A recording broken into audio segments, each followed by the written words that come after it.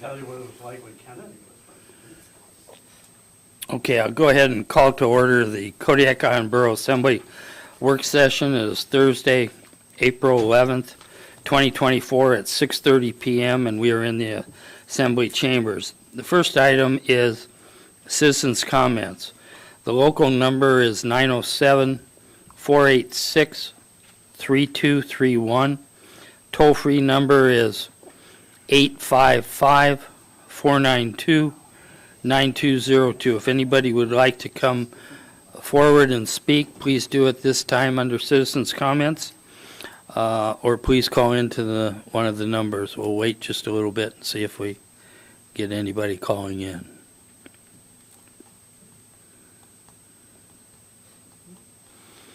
Seeing none, we'll move on to agenda items. First one is update from Providence Kodiak Island Medical Center. Please come forward and state your name for the record. Thank you, Mayor and Assembly members. My name is Lori Riddle, and I serve as the Executive Director of Nursing for Providence Kodiak. Our Administrator, Carl Hertz, is unable to attend tonight's meeting and sends his regards. Providence Health and Services is a global nonprofit company dedicated to the holistic approach to medicine. The footprint spans 7 states, includes more than 122,000 caregivers, 34,000 physicians, thousands of clinics, and 51 hospitals. The vision at Providence is health for a better world, but locally, our world and our focus is Kodiak. Providence Kodiak's leaders, caregivers, and providers continue to recover from the pandemic, which shattered our operations. And while 2023 felt more normal to us from an operations standpoint, our patient population and needs seem to be shifting. 2023 was the first year we had fewer than 1,000 inpatient encounters. As compared to previous years, we delivered fewer babies and cared for less patients on our medical surgical floor. In contrast, our ICU patient encounters were higher than previous years, as were our emergency department visits. At Providence Kodiak, we maintain minimum staffing ratios, which means during slower volume years, our operational costs are spread over fewer patient encounters. This trend has become concerning to Carl and others as we continue to watch the operational costs of healthcare rise, and 2023's trend lines are following into 2024. Since our last report to the Assembly, Providence Kodiak has upgraded our MRI, added a new full-time psychiatrist to our medical staff, and our visiting specialty clinic recently welcomed a new pain physician. We've also hosted several orthopedic surgeon groups who are interested in establishing a Kodiak-based clinic. There are more healthcare jobs available in the United States and in Alaska than there are candidates to fill them. Providence Kodiak is working with our community partners, KCHC and CANA, to develop new workflows to help address physician shortages on the island. Providence has pioneered virtual services for years, and Kodiak has benefited from tele-ICU, telepsychiatry, telestroke, and others by bringing physician experts to our patients remotely. In 2024, we launched a tele-hospital service between the hours of 6 p.m. to 6 a.m. This Providence-based service allows CANA and KCHC physicians caring for our inpatients a period of respite during the overnight hours. If an inpatient's condition requires updated orders, our nursing staff now contact the telehospitalist for updated orders without having to disrupt our local physician's sleep. The telehospitalist program has been working well, and we're currently working with KCHC and CANA to develop a shared day pool of hospitalists to care for our inpatients also. 90% of the time, one provider is able to manage our patients, but the current model pulls a provider from each clinic. So the shared pool of hospitalists will allow for better utilization of our physicians' time, as well as simplify the hospitalization experience for our patients and their families. We would like to thank the Borough staff for their engagement and help in the management of our facilities. As you know, our physical plant is aging, and many critical components are reaching end of life at the same time. In addition to our monthly healthcare facilities advisory board meetings, our Providence facilities team meets regularly with Amy, Dave, and your team to ensure that we all understand project urgency and prioritize our capital needs within our available funds. As we move closer to our lease renewal in 2027, Providence is excited for our community's healthcare future and our rekindled relationship with the borough and strengthening relationships with our local clinics. Any questions?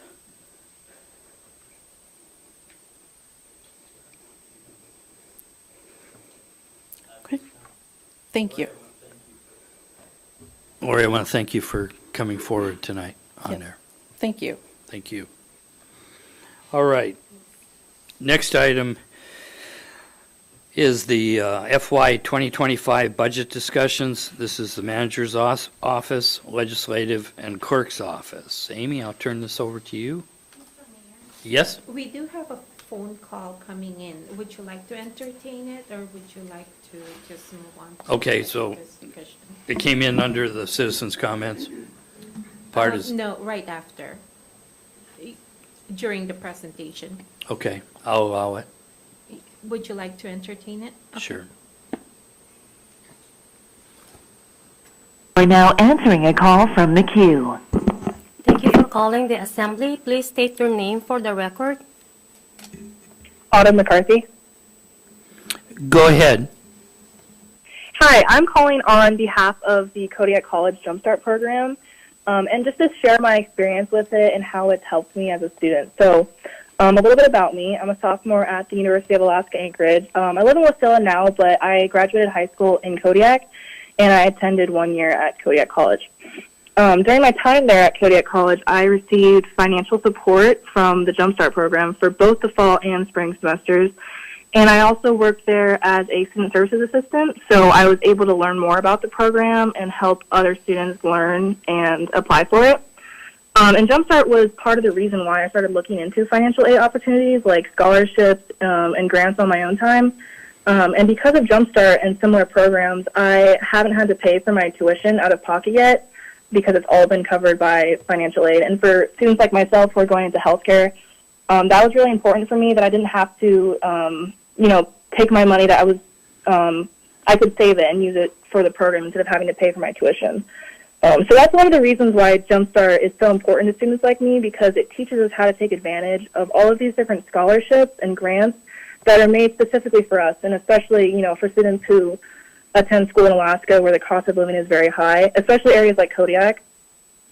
I've also had a lot of friends in Kodiak who came from low-income families who believed that attending college was out of the picture for them because they didn't think that they could afford college tuition, but after finding out about the Jumpstart program, they realized that a higher education was much more attainable than they thought. So, again, another reason why, reduced funding for the Jumpstart program would only hurt high school and college students who really rely on financial aid to support their education and, relieve a lot of stress that can come with pursuing a degree along with working full-time and whatnot. So I think I speak on behalf of most students that when we hear that financial aid programs are having to reduce their funding or not being available the following year, it discourages a lot of us from applying because we think that we won't receive any aid or we won't be eligible since there's less money to go around. So with that being said, I wanted to thank you all for your time. And I hope my testimony can give you guys an insight to how the Kodiak Jumpstart program is an incredible resource for many students, and that it's more than just financial aid. It's an investment in students to help them build careers that they can use to give back to our community. Thank you for calling in. Thank you. Thank you for your time. Have a nice evening. Bye-bye. Okay, now back to the budget discussions. Amy. Thank you, Mr. Mayor. We'll just follow the order in the packet, so we'll go back and forth between the clerk and myself. So first is the legislative budget, and we'll start with Nova on that.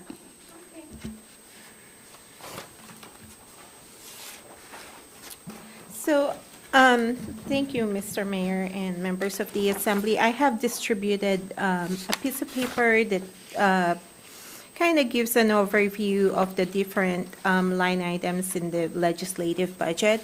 So first off, I have to use a ruler, just a second here, so I don't get lost. The mayoral stipend is $8,400 because the mayor's compensation per code is $700 per month. Okay, this is how you would like to proceed with this budget, Yes, right? line by line. Line by line, okay. So the assembly stipend is at $43,000 per borough code. It's $500 per month for each assembly member, and there's going to be an overlap in October during election. Okay, and then the FICA taxes, retirement, those are automatic calculated when we enter in the information. So for the political lobbyist, we have budgeted $72,000. The Juneau lobbyist is at $45,000 per year. And then our federal lobbyist is at $27,000 per year. So lobbying expense, we have $1,500. Historically, the mayor and the assembly traveled to Juneau in February and hold a legislative reception with the city of Kodiak. We have not done that for many years now. But just in case we do have this budget, in case some of you would travel to Juneau during the lobby, during the legislative session, and then there's incurred expenses, then that's where I would take the money from. So consolidation expense, we don't have that anymore.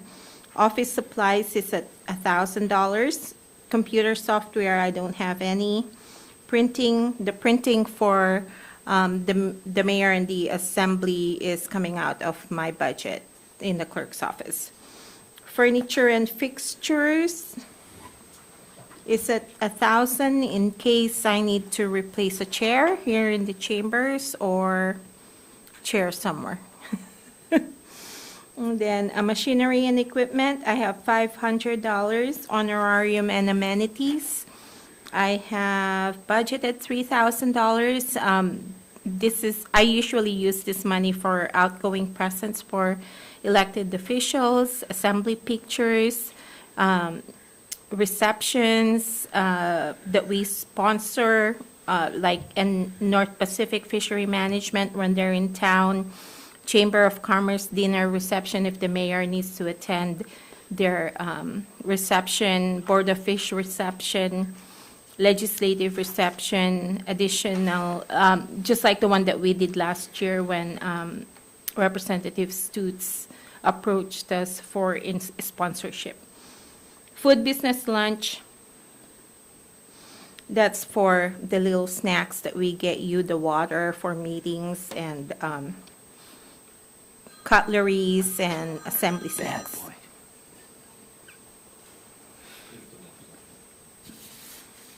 Continue, Nova. Okay, so travel and per diem. This is the assembly's travel and per diem. I have given you a spreadsheet. I believe it's the second one. So I have the legislative conference, the summer AML legislative conference is going to be held in Kodiak this year. So if you would like to attend, we'd be more than happy to pay for your registration. There's no other Cost. expense or cost associated with that conference. So I have that down, and then I have the AML annual legislative conference. I have budgeted for 4 people to attend. And then if we have 2 newly elected officials and they'd like to go for the newly elected officials conference, then I do have 2 going. For Swampsea, I budgeted for 3. And then I have 2 attendees for the AML Winter Conference, in case you'd like to go.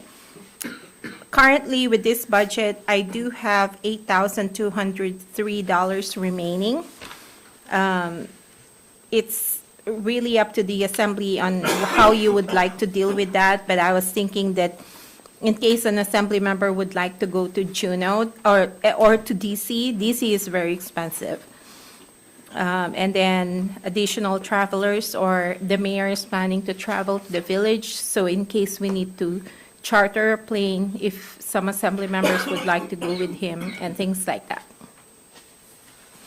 So that's what I have for the assembly budget. And if it's listed here, then it would be considered a routine travel per code. That's my expectation. Anything outside of this list would be not a routine travel per code. So if you are thinking of a travel that you would like to include in this list, please let us know now so we can include it.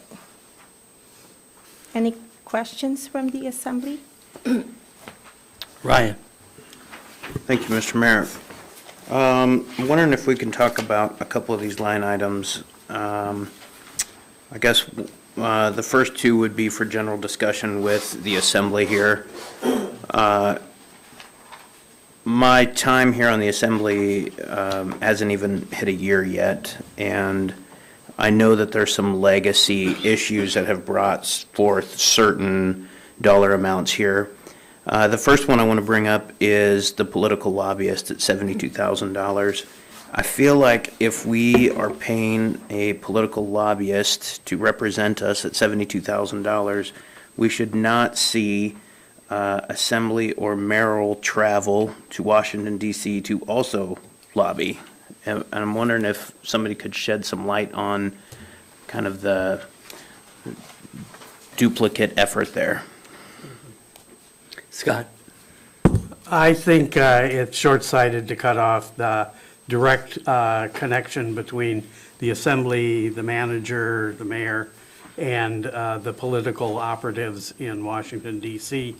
The job of the lobbyist there is to set things up in order to meet our people with the people that are there, or the federal representatives. So I think you're missing the point about the job of the lobbyist. That one, as I understood it, was only $27,000. The majority of the $72,000 came from the Juneau lobbyist. I think the Juneau lobbyist also does a pretty terrific job, but Yeah, that's 45,000. that's $45,000.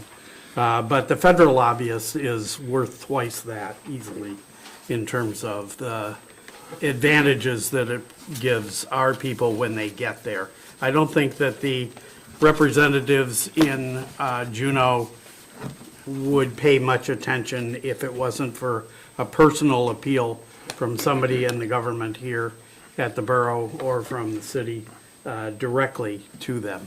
Thank you. James? I think more to the point of your question is, why do we have a lobbyist if we're going to go to DC or Juneau with the mayor or the manager? We haven't done that very often. As a matter of fact, this is the first time I've seen it happen since I've been on the assembly.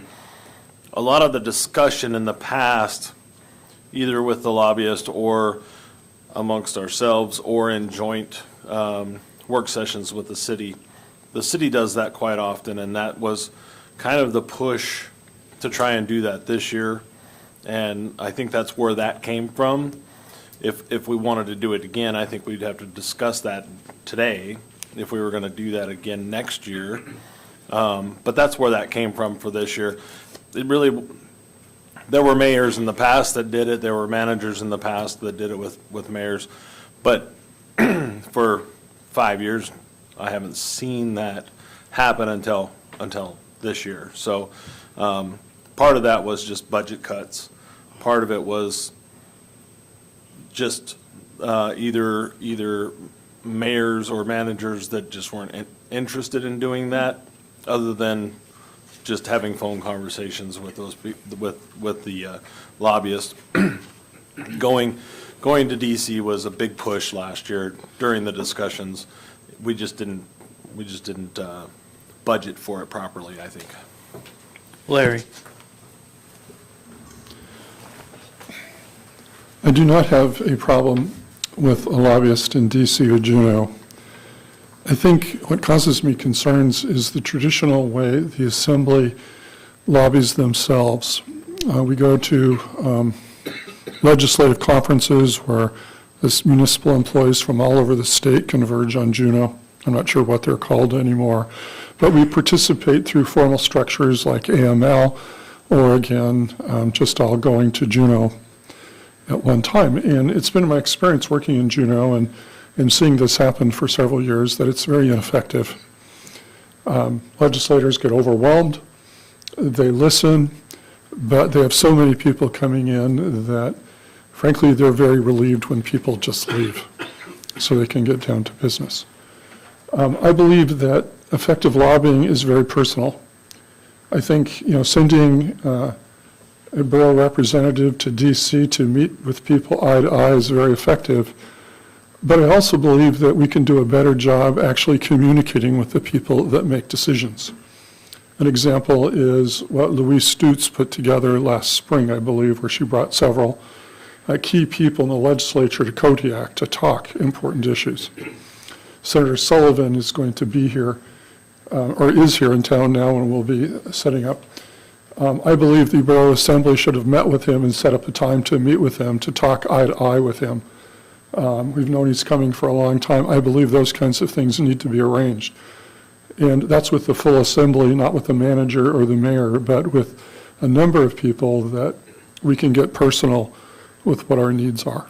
And so I believe our entire lobbying effort should switch from participating in swarms of people going to Juneau after most of the decisions, frankly, have been made, to very prescriptive lobbying effort through, for instance, in May, or when the session ends, or during the summer sometime, and actually it's in the late summer that's most effective, to actually bring people to Kodiak, like the heads of the Finance Committee and the Senate, to pay for them to come here, and the legislature, and we should be putting that together and working, because then it's personal. Then they get to see Kodiak, and these are the people that make decisions. When we go to Juneau after the legislature is in session, it is the least effective lobbying we can do, because everybody in the state is doing it.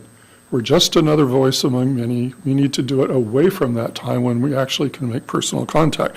So I think we're spending a lot of money doing a traditional form of lobbying, but I do not believe it's effective.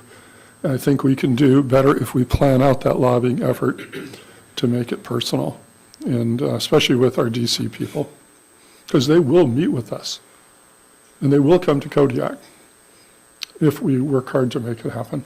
Thank you. Ryan? Thank you, Mr. Turner, for that background. That's exactly what I was looking for, not to have my opinion bestowed upon me. The next thing that I would like to discuss on here is I'm wondering if the manager can shed some light onto the rent. So I've gone through and totaled up the rent from all of the departments, and it's quite astronomical. So I'm hoping that we can talk about how rent is budgeted, allocated, and where that money actually goes. If I may Thank ask you. the manager. Yes, Amy, go ahead. Sure. So how rent is calculated is by the square foot that every department occupies. So if you're talking about assessing, it's their big pool, Seema's office, Jeannie's office, and then they have another room where they just keep files. So it's the square foot based off of that. The money is collected. Luckily, Dora is here. Dora, do you have a better explanation of how it's allocated once it's gathered?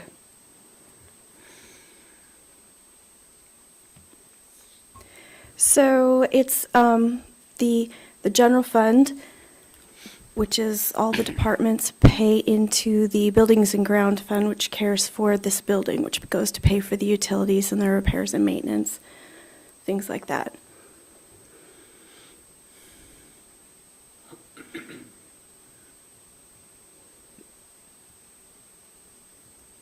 I'll let you follow up, Ryan. Thanks, I'm taking notes. I guess that answers that question. When was the last time that we looked at that rate for what we're actually allocating by occupied square foot versus what the actual cost of running this facility and the utilities and the maintenance fund? Because I also see a lot of unspent dollars in the maintenance fund, so. So I look at that every year. The rate was, I think we changed the rate 2 years ago. And it's similar to the rate the city has. I can't remember the way the city rate that we charge them for square footage. But as to the maintenance, you'd have to talk to Dave. But I know the rate is based on utilities, not necessarily any projected capital projects. Okay, thank you. That answers that question. And then, Mr. Mayor, I just have one follow-on question, and this is for general discussion for the assembly. Before I do that, Nova, thank you for putting this together. The mayoral stipend and the assembly stipend, I personally feel that those are both too high. I think that what we do here is more so a civic duty than a paid duty, and I would like, I guess, just general discussion on if the assembly is comfortable with that $43,000, or if we are interested in reducing that. I will personally pledge to go first and do this for nothing. Thank you. Scott? I won't.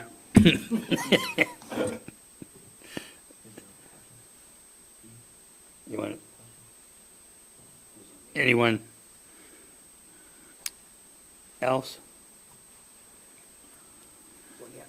Steve? Being fairly new here, can someone give me a little background on how that number came about and its reasoning? James? Thank you. So the number was, I believe, well, it was last year's budget, it was different, and this year's budget, we raised it. From 300 to 500. It was 300 and 500, Right. and now it's 500 and 700. 700.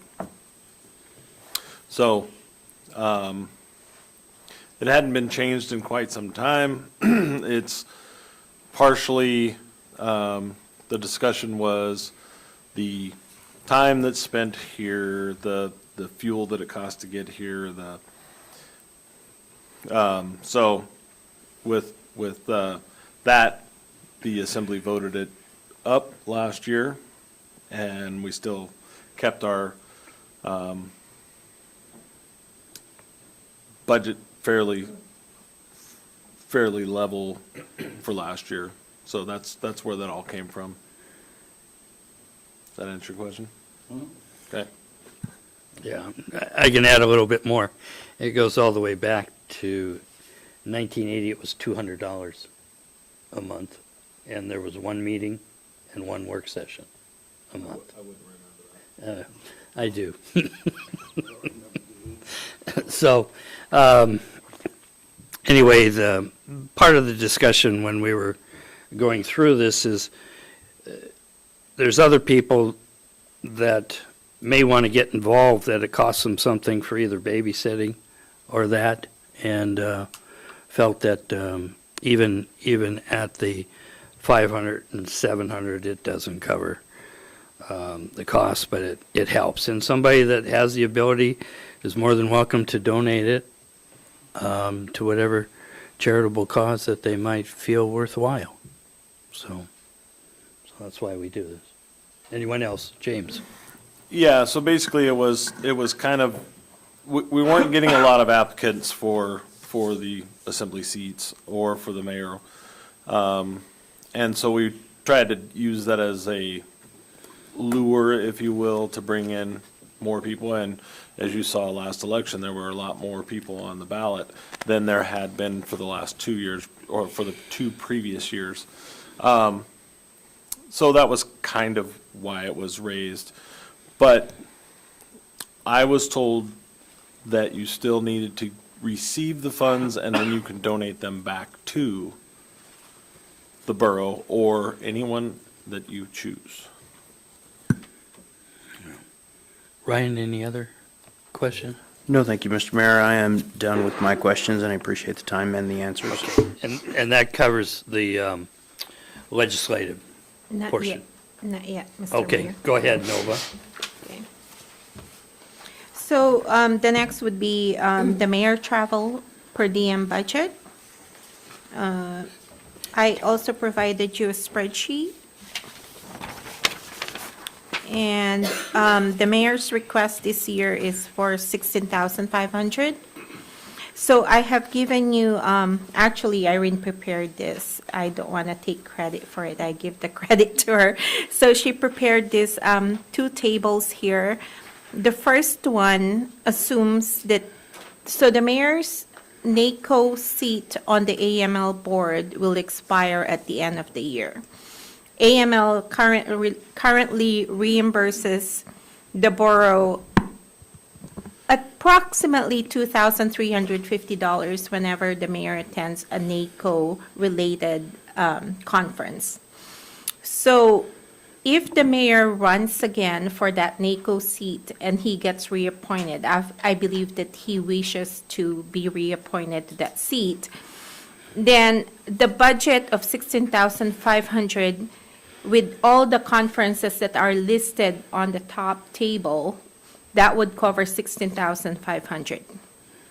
The bottom one, if he doesn't get reelected to NACO and we don't get any reimbursement from AML, the cost would be $17,756, but the requested amount right now, it's at 16,500. So I'll let you discuss the whole mayoral budget. James? If you will, where are we at right now on the spending for the mayoral? We're at approximately negative, No, close, the total amount. the How much total. is spent, not versus budget? Right now, what's used is 100% of the current budget. Is that That- your question? No, what's the total amount we've spent for that line item so far this year? It says on here, it says 7,700, but I know it's more than that. We could look at the regular meeting There's more travel. the previous. We're at Yeah, I know. negative $4,500. So 7,000 So we were supposed to spend 7 6,000 and we're 4,000, over budget. Over More than budget. 4,000 over budget. so 10,000 is what we've spent so far. And there's more travel to be, Per Yeah. diem. travel and per diem. There's going to be per diem for the approved travel to the AML spring conference. But the other one, the WEIR conference, is being covered personally by the mayor.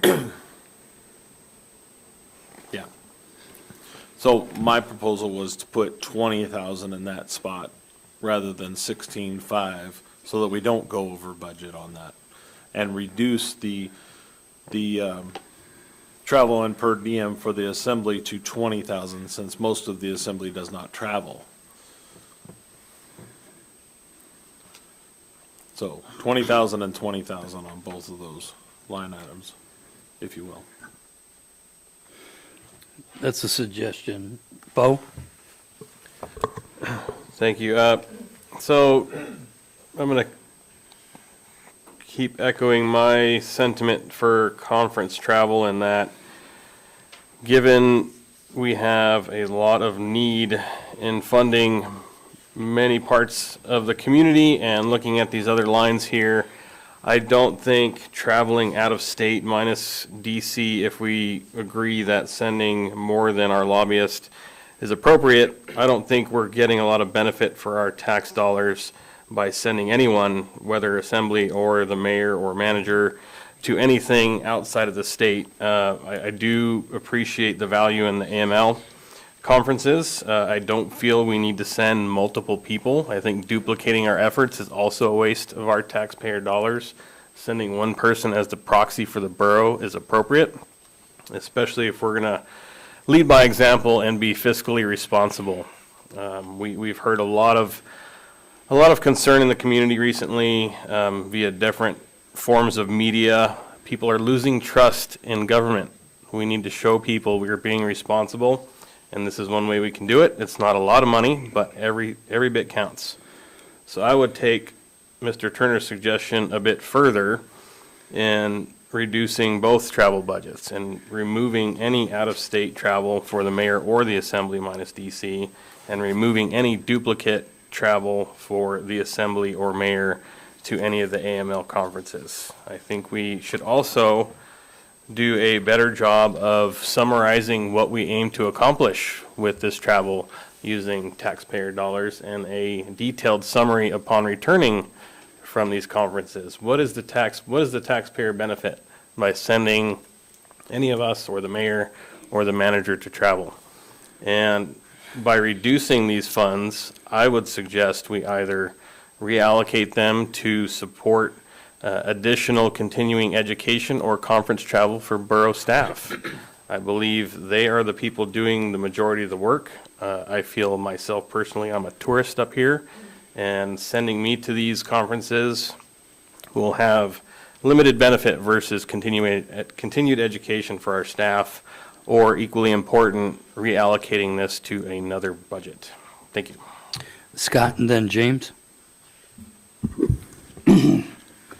I think there are three things that you shouldn't short. You shouldn't short maintenance and repair.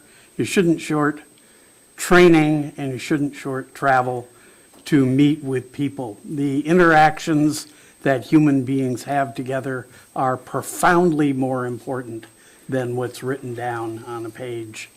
And I know from my experience in going to Washington, D.C., you get a lot more done when you're talking to somebody right in front of you. You can read their facial expressions. You can adjust what you're saying in order to meet the circumstance. I think that there are issues about finances every year. This isn't the first time we've run into this. Every time I've been on the Borough Assembly, which is now the 6th year, it's been the same story. We got to cut this, we got to cut that. If you cut government, you can't get things done. Human beings do that job, and they do it well. Don't cut. I agree with Mr. Turner's division of things, 20K and 20K. I think it's a reasonable way of doing it. He's right. Not everybody goes to these conferences from the assembly, but the mayor, this mayor particularly, likes to travel to those places and learns a lot from it. So I think it's a benefit. Thank you. James and then Larry. So I appreciate the take both ways. I think that in these budget discussions, we're doing it a little different than every other year. We're just trying to make new ways to get this thing through. We don't have a total number. We don't know what the mill rate is going to be in the end. We don't have what our funds are going to be received, our revenue received. We are just talking about each individual line item at this point, and without a focus on the bottom dollar, right? So I think once we get a clearer picture of the entire budget sitting in front of us, I think everybody's going to have a different view on some of these line items.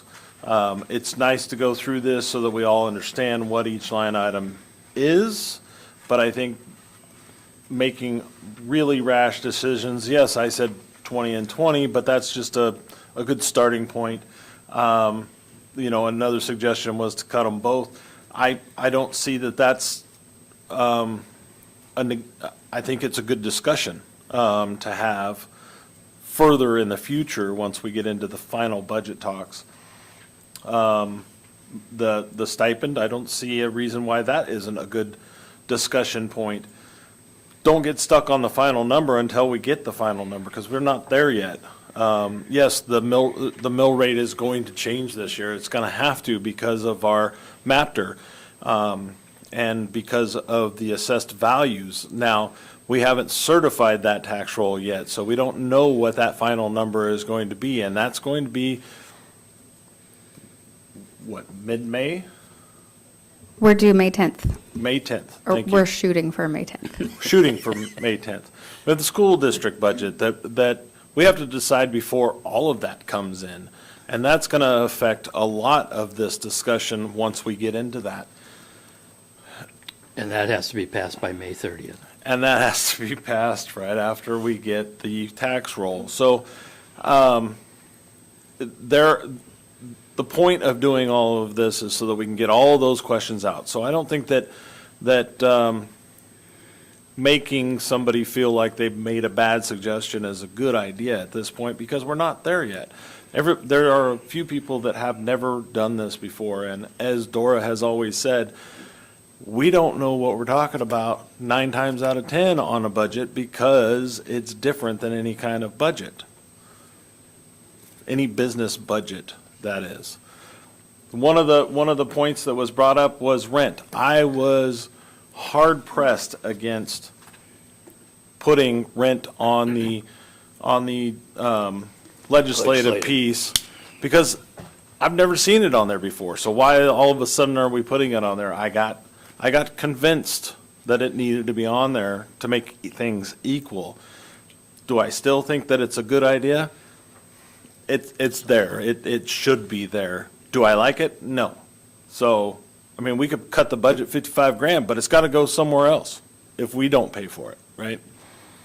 But that's a big jump last year in the budget, and you can see that reflected. That's going to change throughout all of these little pieces that we're going to be, all the different departments that we're going to talk about.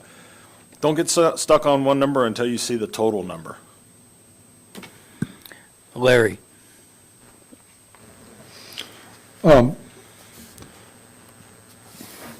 Like I said before, I think the momentum of past progress is controlling what we do. I don't believe that most of the non-training conferences that we attend have the output that we think we're getting. I really support training of assembly members and staff, but I really believe that we can do, as I said before, a much more effective job if we sit down and really strategize how we're going to communicate with the people that make decisions. And I think, as I said before, setting up meetings with our federal representatives, our 2 senators, many of us, I know them in Kodiak, and having them here ready to talk about our needs is much more effective than having a 1 or 2 hour meeting in DC. And I think we can do that with the same amount of money. So I don't support this current budget because I think we're doing things that generally are not effective. And they aren't. I've been in Juneau when these people flood into town, and they're great social events, and you get to do things a lot, talk to a lot of people, but actually changing and lobbying and getting something changed for you, it just doesn't happen. And I think that's just the way it is. But we bring people here. They can meet with our entire community. We can show them what's going on, what our needs are, and we could be the only people they're talking to at that point, instead of a fly-in where they're talking to 100 people over a 2-day period, and they're not listening.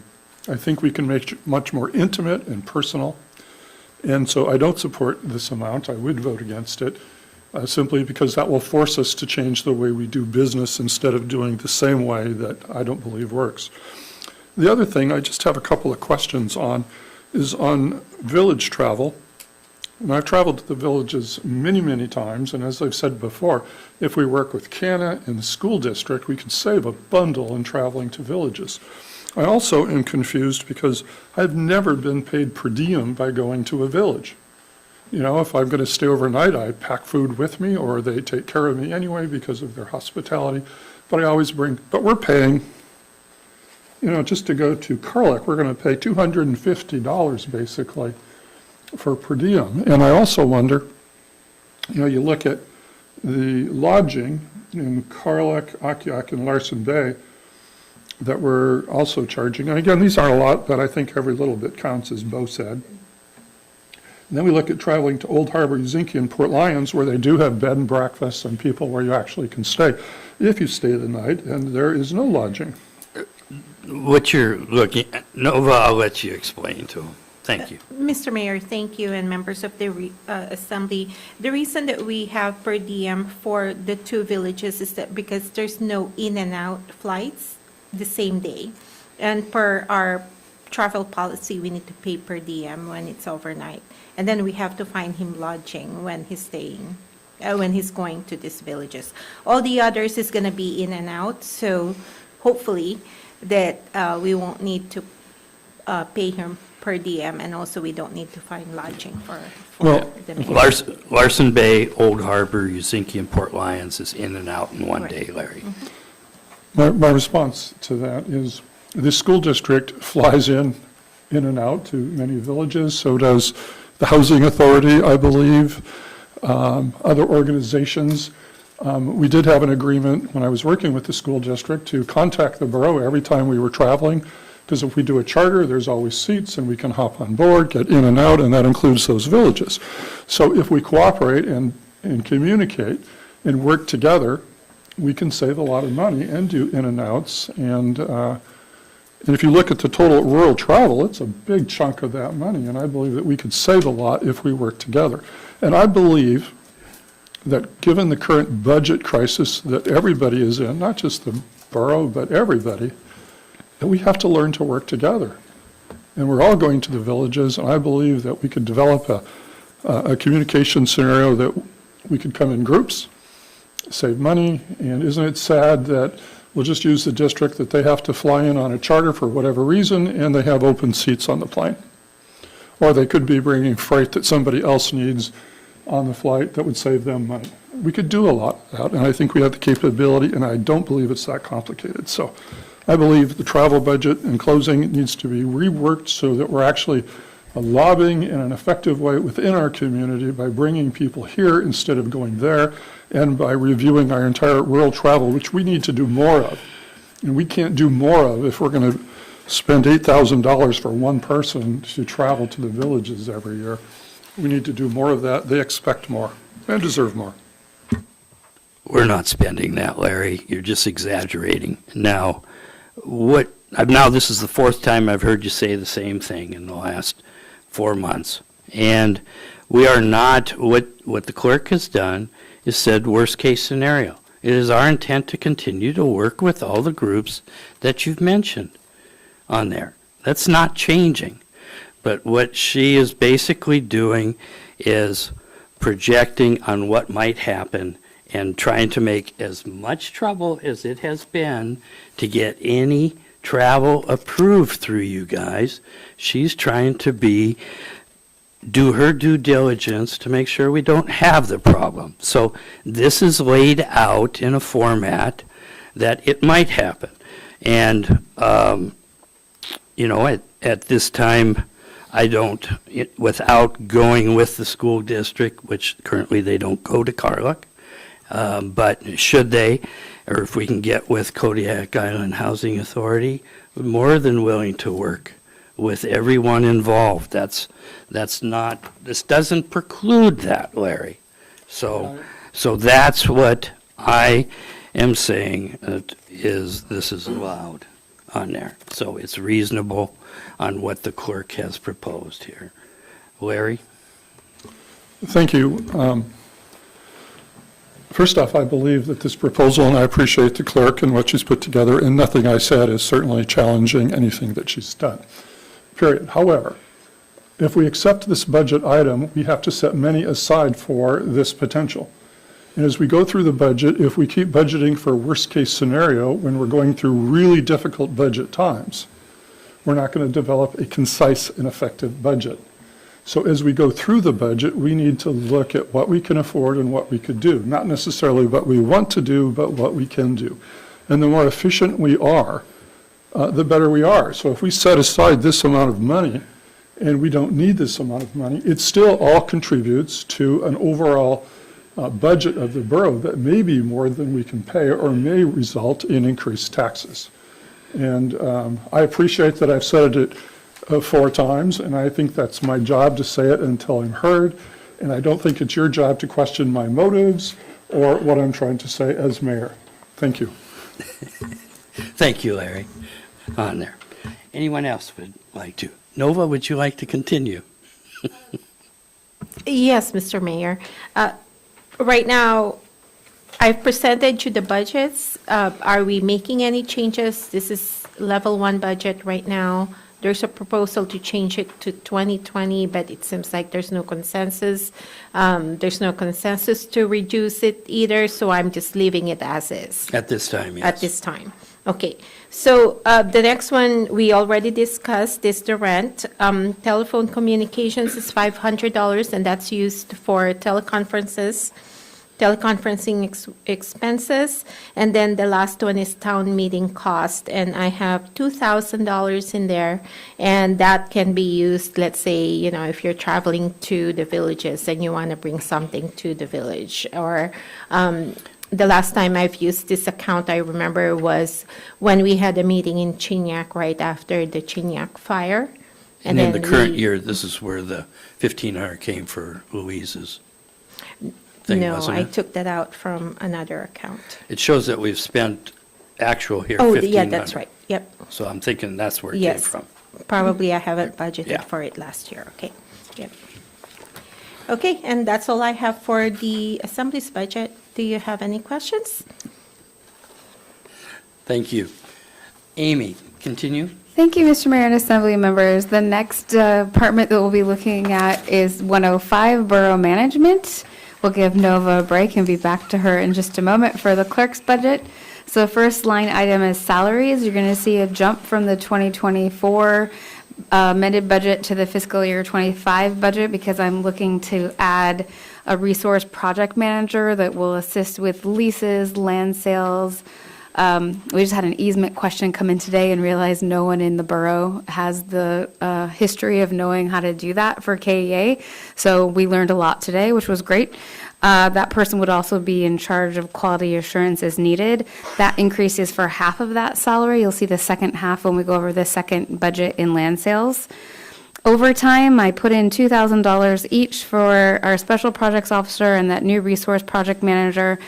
So far this year, I haven't required Ms. Christensen to come to meetings because there wasn't anything I thought that I couldn't handle myself, so the overtime has been held really low, although she has been a treasure trove of information over the last few days, so you might see her coming up in more meetings.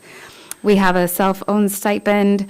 I'm the only one in the department that gets that, so it's $1,200. And then we have our unemployment taxes, insurance, retirement, all of that in there. And then we get down to contracted services. I have $40,000 in there. That's because I'm still hopeful that we're going to make a strategic plan. And I want money towards that strategic plan, having a third party come in and help us do that. That is also money set aside for reclassification of jobs. When we did our last salary study, I don't know if you guys remember what that spreadsheet looked like, but it didn't get us a lot of amplifying information. And there are some job areas, IT and our Secretary 3s, who showed that they were way below the margin of where they should be paid. So I'm looking at, in the next fiscal year, reclassifying some of those jobs and see if we can afford to pay them at the right level. But it's all steps to get there, but that's what that money is set aside for. Office supplies, I haven't spent a lot this year just because I keep spending my own money. I will learn to spend borough money, but I haven't done so good this year, but that $3,000 is in there for that. Printing and binding, we do the group paper purchases through finance. We don't have any special projects planned that would bring us over that. No money in postage this year or scheduled. We just, if we have to send stuff out, we just use the postage machine in the break room downstairs and it magically goes. And then dues, books, and periodicals, that typically the manager joins the International City County Management Association. It's about $1,300. I did not join yet. I am going to this year. I just didn't feel like I had enough time to dedicate any time towards looking at their resources. They have a lot of resources, but I was very busy just trying to figure out how to survive my first year. So the plan is to join that this year, so there is $3,000 in there. Next item is furniture and fixtures. We put $2,000 in there. We're going to need to update some of our office furniture if we do hire a resource project manager. So if that gets approved or doesn't get approved, that will adjust my budget as we move forward. Machinery and equipment, under $5,000. There's $2,000 put in there. That's just based off averages because in 2021 we did buy equipment. I don't have any plans for that money right now. That's just how that averaging works. For amenities, I put less than we have spent in previous years just because that isn't a category that we've used very consistently. And then we have business lunches and food. The only time that that really gets accessed is when our lobbyists or our senators come. We often try to get them over to Kodiak as much as possible because it seems to be a winner. And then we'll buy them lunch when we're over there, but that hasn't happened this year. In continuing education, there's $4,000. This year, we got Megan Christensen her accreditation in human resources. In order to keep that accreditation, you need continuing education hours, and so that money is set aside for that. Also, because we deal so much in project management and contracts, we're looking to increase whoever ends up in my department's education in those areas so we can do better with those two items. Recruit relocation, I hope you don't need that, but I've been advised that it's always smart to keep that in there because you never know what's going to happen. In travel and per diem, I have $10,000 in there. I have spent considerably over the budget that was in there this year because of the increase in travel with the lobbying trip to DC and the Juneau AML. I also went to summer AML. Did not go to Swampsea this year. A lot, and you'll hear this in the manager's report later, a lot of the travel is going to be cheaper next year because it seems like the world is coming here. Prince William Sound Regional Citizens Advisory Council, SERCAC, AML, they're all coming to Kodiak this year. So our travel will be less this year than it normally would be. And then after that, we have our rent. The rent has been steady. For our space, we have 4 offices on the first floor that the manager's department has, one of those being the land resource that's covered in the land resource budget. And then the last, also telephone. That is just our rate of having telephone service to our offices. And then the last 3 items are how the manager's salary gets allocated to different programs. So as you can see, $15,000 of my salary is allocated to solid waste, $15,000 is allocated to the hospital, and $12,000 is allocated to KFRC. Any questions? Ryan? Thank you, Mr. Mayor. I do have kind of a lengthy list, so please bear with me. I don't necessarily disagree with the items that you have listed on your budget, Madam Manager. However, I would like to propose that we reduce your contracted services by $10,000 and move that into continuing education. My rationale for this decision is because we have recently approved, however you want to put it, of the new project manager that is now assigned into your office. I would like to see that project manager go through some contractual law education as well as some RFP and procurement education, and I would view that as the single highest priority on this budget. Next up,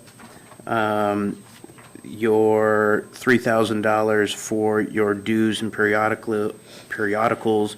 You had a $1,300 budget item on there. I'd like to see that $3,000 lowered to the $1,300. The machinery and equipment, there was no justification for that. I'd like to see that removed, as well as the recruiting and relocation. I understand that it's a good thing to have there, but as we are sharpening our pencils, I'd like to see these things removed, and if we need them at a later point in time, we can certainly discuss that. finally, I'd like to see the travel lowered based on all of the discussions we've had about having people show up here. And I don't know what the right amount is. I just think that $10,000 is too high. The final thing that I'd like to discuss is with the assembly, and that is the 3 allocations that come to the manager's salary. So the allocation to solid waste, hospital, and KFRC. I struggle with this, and perhaps my naiveness, I struggle with having a position funded from an external source where I view each of these 3 as their very own entity, their very own operations that shouldn't necessarily have this deducted. So I'm hoping that as an assembly, we can talk about that, and that would wrap up all of my questions that I have. Thank you. Okay. Bo has his hand up. Bo? Thank you. I agree with Mr. Sherritt on the contracted services. I appreciate an updated strategic plan. However, I'm sensitive to the fact that we currently do not follow and have not updated the previous strategic plan. So unless we have some signaling from the assembly and others who would be involved in following a new updated plan, I would also prefer to see some reallocation towards continuing education. In particular, I think, given we don't have a dedicated human resource position, I think it would benefit staff to receive some formal education on hiring practices where applicable. I don't know what that would look like, but I think that'd be a great use of funds. And to echo what I mentioned earlier, if we could allocate some of that from the contracted services to benefit staff for education and conferences, I think that would be more benefit to them than us here sitting on the assembly. Thanks. I'll speak to allocated to solid waste, hospital, and KFRC. I'm in favor of that continuing. We do the same thing under engineering and facilities with the project manager and other staff. We allocate it to projects, charge it directly against projects, and it comes back as revenue into those accounts. It's a more accurate accounting for each of the projects is what we're doing. And we all know that Amy has gone to a lot of meetings in regards to the solid waste contract, the hospital, and the KFRC building. And as we have continuing issues on the KFRC and the GSA contract, that will continue. So I think it's good. So, James. So last year, this same topic came up about the allocations. There was 0 in that allocation budget, and I strongly suggested that we leave it in. Thankfully, the assembly agreed with me, but it has been brought up in the past, so I applaud you for bringing that back up. But I'm not in favor of taking those allocations away, and part of that is because the time that is spent for each of those pieces needs to be taken out of those enterprise funds to pay for that position. We can do it either way. I just think that the enterprise fund should be paying some sort of stipend, if you will, for the positions, whether it be the management or whether it be E&F. That's why I wanted it back in last year. We can continue the discussion on that if anybody else wants to, but that's where I feel it needs to be, is out of those enterprise funds. Ryan. Thank you, Mr. Mayor. I'm going to leave this off with a statement. I see the executive of an organization as a purely overhead position, and to fund them from an allocated resource goes against, I guess, just the dumb, dirty contractor that I am.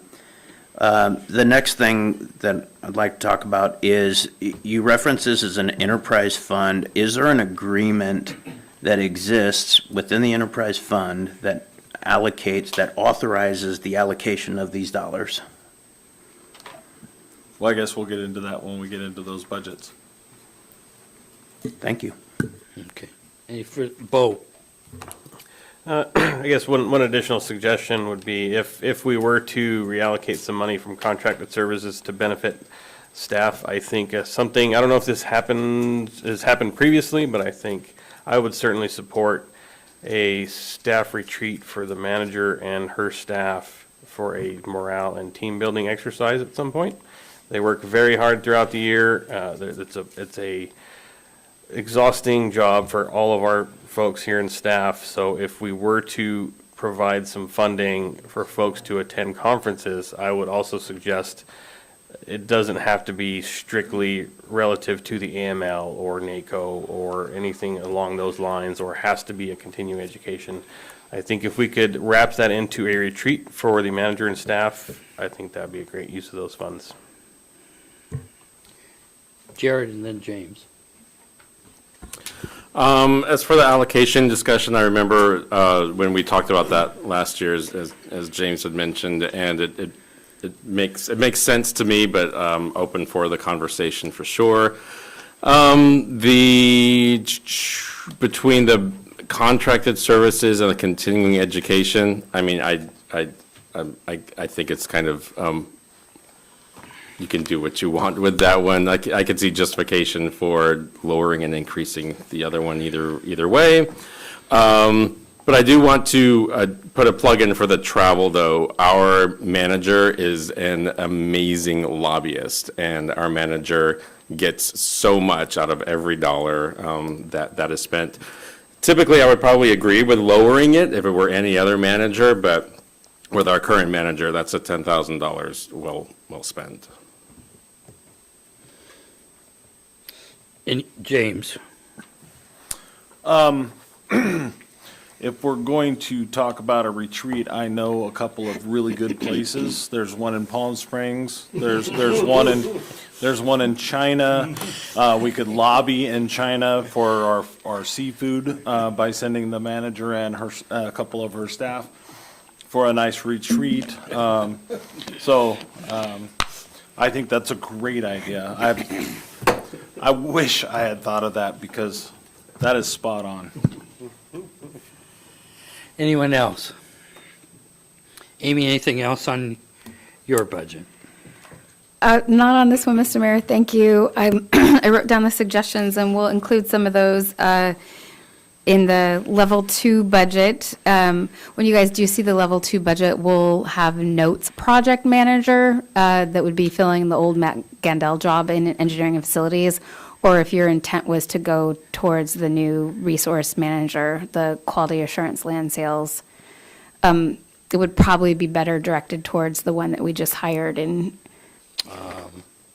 The clerk's budget. Thank you, Mr. Mayor. So I'll dive right in. So for the salaries for the clerk's office, there's going to be an increase. This is going to 1,000 last year, and it's going to save me another 50,000 this year. I think my staff is capable of handling the task in the office, especially with elections. The state is stepping in for the primary and the general elections. They've been hiring their absentee voting officials. So I don't need to use a temporary help in order to provide those services. So for overtime, I'm doing good. I'm at 43% this year. I think leaving it as is would be good. Cell phone stipend, I get one cell phone for me. I get a stipend for my cell phone that I use for assembly and mayor communicate. And we were going to use that to get a consultant to advise us about our laserfish projects, but we're able to do those in-house thanks to Mitchell in IT. He's been really helpful to us. Contracted services, I have $1,000 in case I need to do something with records.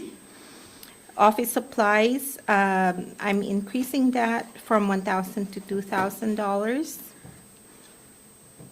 And I don't know why, but it's there, it increased.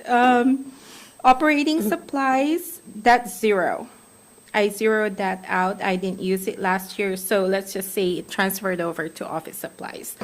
Printing and binding, I'm increasing it to $7,000. We've been printing a lot more lately. I mean, with packets and mails and stuff like that. Our budget has gone up for printing and binding. Postage, I zeroed that out. Dues, books and periodicals, it stayed the same. And if you're wondering what's being charged to that account, it's our IIMC membership. It's also our AEMC membership. Our Kodiak Daily Mirror subscription is coming out of that, and any records, periodicals that we may subscribe to. So, honorarium and amenities. I have $300 in there, and I use that money for, let's say we're attending a conference and they're asking that we donate an item for auction and stuff like that. Food business and lunch, I have a budget for $100 in case I put together a meeting and then I need to buy food for that meeting. That's what that budget is for. $100, and then I do have my advertising is at $30,000, and this is for our notice of public hearings that we advertise on Kodiak Daily Mirror.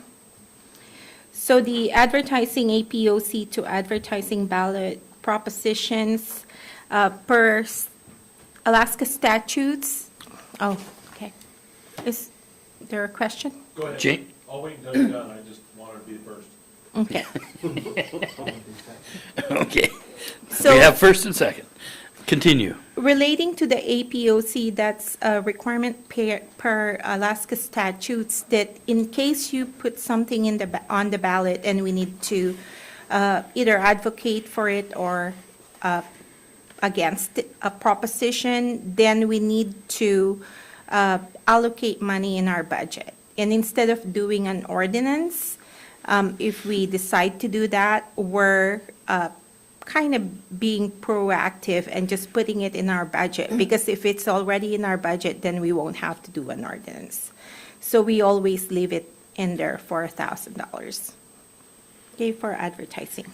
Okay, and I believe there are questions, Mr. Mayor. Okay, then at this point, James. Advertising and hearings. Advertising and hearings. So, the majority of that, I shouldn't say it that way. So the majority of that is not the clerk's office advertising. You're not advertising for the clerk's office. You're advertising for other departments or for the legislative area, correct? So we have a portion in our advertising that says notice of public meetings, and it includes all the boards and committees meetings. Yeah, I've seen that particular piece, but the rest of them, when you're advertising for planning and zoning only, or when you're advertising about the assembly meetings only. So planning and zoning, they have their own advertising budget, and then we do have our own for like the meetings, agendas for the assembly. So it's for all of the different boards, what that number's coming from, not just for the assembly. Correct. We notice the meetings for other departments, but when it comes to agendas, we only advertise the agenda for the assembly. We don't advertise the agenda. Right, but that advertising budget should be on the assembly legislative portion, not on the clerk's budget. Correct. So what I'm saying is, all of the different advertising that you do, unless it's all of, I mean, even then, it should be split up between whatever departments are listed, in my mind. It shouldn't be on the clerk's budget. I would have to agree with you. You know, But it's I think- always been that way because Correct. somebody has to take the brunt of it, and because you're the one that has to advertise, you get that portion. But Correct. really, it should be split between all of the different departments. So, It would be extremely difficult, I think, to allocate that to other departments like service areas. We advertise for service areas, then that means we're going to have to charge them for advertising their meetings too. well, I agree, It Correct. should be in one allocated service. Your budget is a perfect place for it because you're the one that's doing Right. all of the advertisement. But there should be a chargeback to the department that you're advertising for. So it's hard to do it in a budget form, but it should come out of E&F or legislative or whatever it is at the end of that fiscal year. Does that make sense? Or quarterly? Kind of an allocated. Yeah, it's an allocation, but you can't do that in the budget because you don't know which advertising is going to be done or what advertising is going Which to be done group. that year. You know that there's an amount that you try and shoot for to be under, which is what your budget is, but if we're causing most of that cost, then it should be charged back to the legislative at some point. That's all I had. Ryan? Thank you, Mr. Mayor. Mine is on the same token. I would actually ask that the advertising and hearing budget be reduced from 30,000 to 20,000 based on the actual amount spent, 21, 22, 23, and the inclination between 22 and 23 and anticipated inclination to 24. I'm sorry, to the 25 manager's budget. Second, if we just ask the mayor to print his own packet, I think you could probably reduce your printing and binding by 50%. That's all I had. Thanks.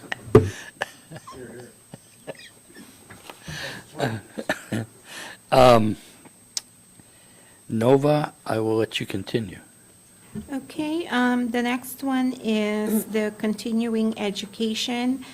I can see that it has increased from year to year. I came back in 2022 and I had brand-new staff, and it was after COVID, and our staff have not had any training, or probably if they had, it was very minimal. And I think there was support from the assembly back then to fund this continuing education. And I'm really proud of my staff. Lena has her CMC now. She's a certified municipal clerk. She's working towards her master municipal clerk designation. And Irene is on her second year, and then just one more year, and she should be able to get her certification as well. So we're comfortable with the budget. However, you know, I can see if you're cutting also, I can understand that you may be able to do that since one of my staff is already certified. But if you can leave it there, I would really appreciate it. We can use the money for records training. We haven't attended any of the records training the past few years, and we could use some training with records. Okay, we have Scott and then Bo. I think you should stick with this one. Training for your staff is crucially important for a variety of different reasons, not the least of which is it increases the value of your employees to themselves and to you and to us. And so I'm all in favor of training of staff. Thank you. Bo? Thank you. I will echo both sentiments there, or statements made, and reducing the advertising and hearings by 10,000 and reallocating that to, continuing education to include, if you're able to couple that with a clerk retreat. I think that's a great idea for morale and team building. So that would be my suggestion, removing 10 from advertising and hearings and adding that to continuing education. Ryan? Thank you, Mr. Mayor. I'm going to make kind of a general statement. for any of the department heads listening. So if we do allocate additional funds to the continuing education, as we approach evaluation periods and things like that, I will tell you wholeheartedly that that will be the very first place that I go to see how you're managing your staff and how their continuing education is being afforded to them and what that budget amount is, and if we're maximizing that. There's nothing more disheartening than setting a continuing education budget or a maintenance budget and falling extremely short. And so to me, the metric of success in a management style is to maximize continuing education. Right. So, thank you. All right, and that's what I've got right now for questions. Nova, continue.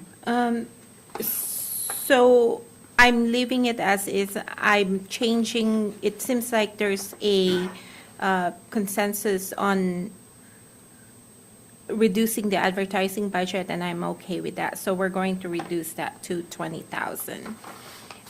But the continuing education for now, I'm leaving it at 25, is that correct? Yep. Okay, all right. I would say increase it, yeah. Yeah, I know, a couple of you said it, but I didn't hear 4. I'll make 3. It's 3. Sorry, I was texting my babysitter. Yeah, I'll count me in. Okay, that's 4. Okay, so moving that to continuing education. Okay, thank you. The travel per diem, I believe that you can reduce that. I don't travel just for the sake of maybe attending a hearing in Anchorage or meeting someone in Anchorage. I think that could be reduced. We don't take the travel and the per diem for our continuing education from this line item.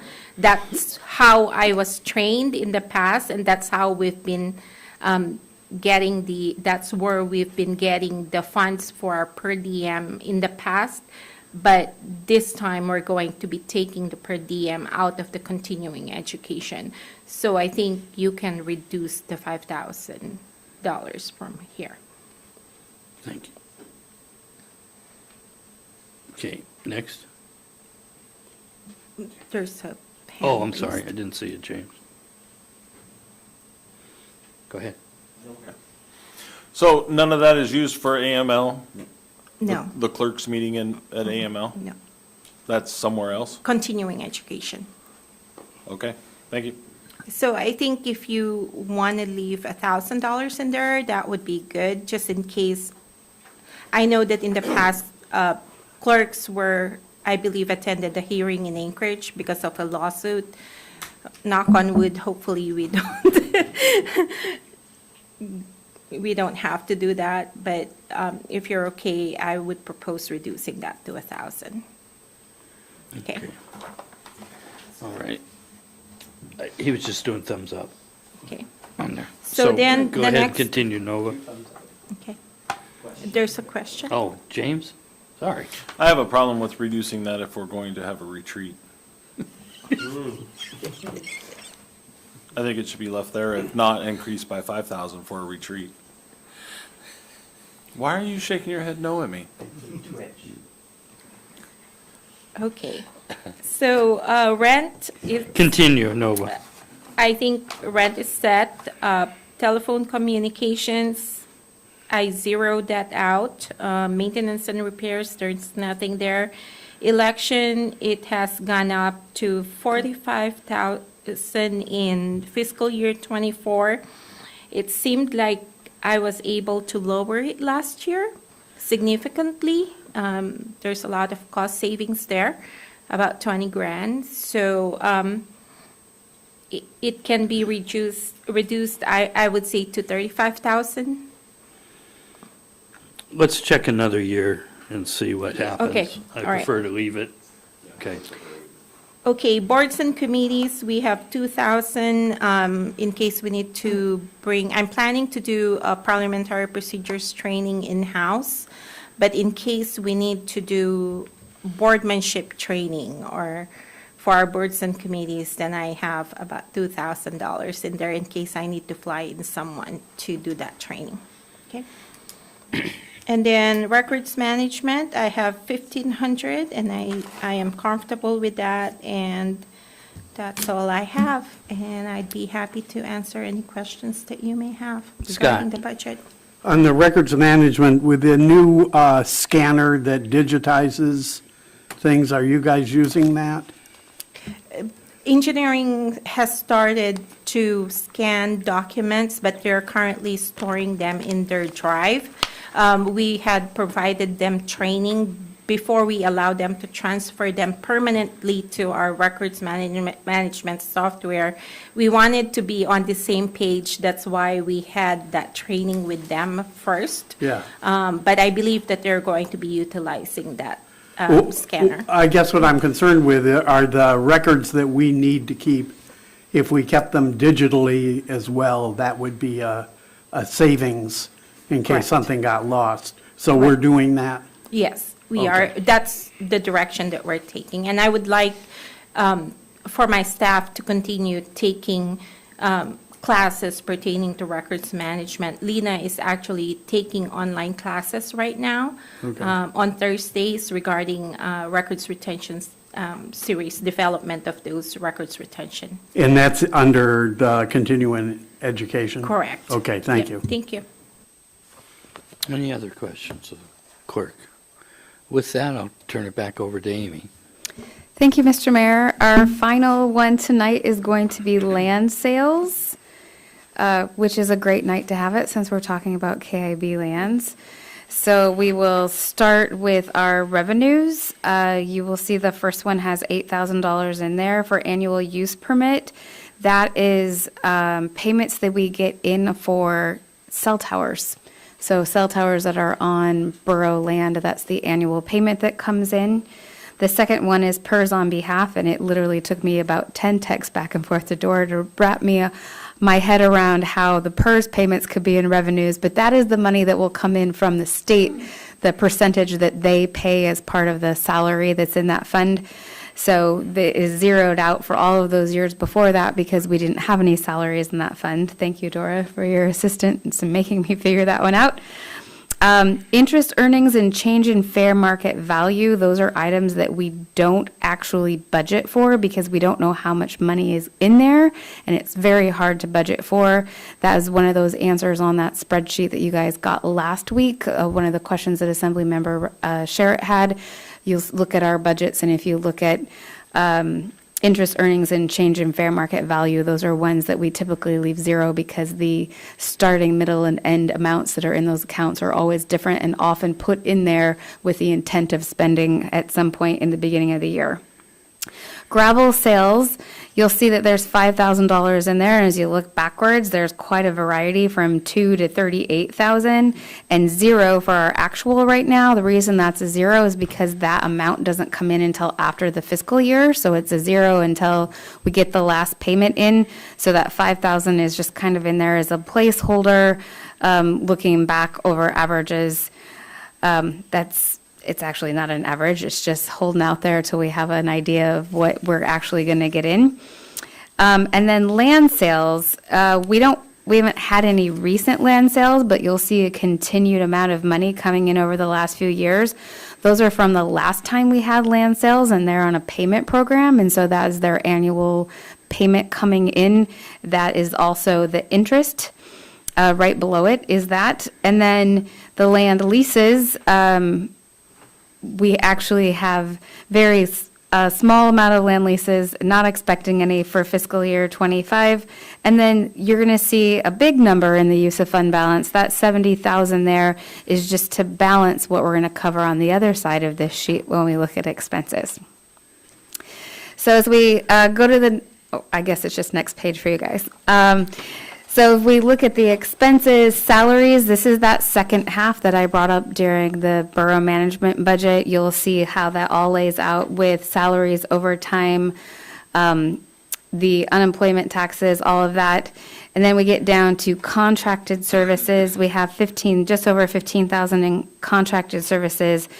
This year, we did a lot of taking care of borough land that we haven't done in the last few years as far as We had those large windstorms out in Bell's Flats, and those trees fell over from Borough property onto our residence property, and we had to get all of those cleaned up, cut up, pulled out. Most of them got pulled down the street, and people got to use them as firewood.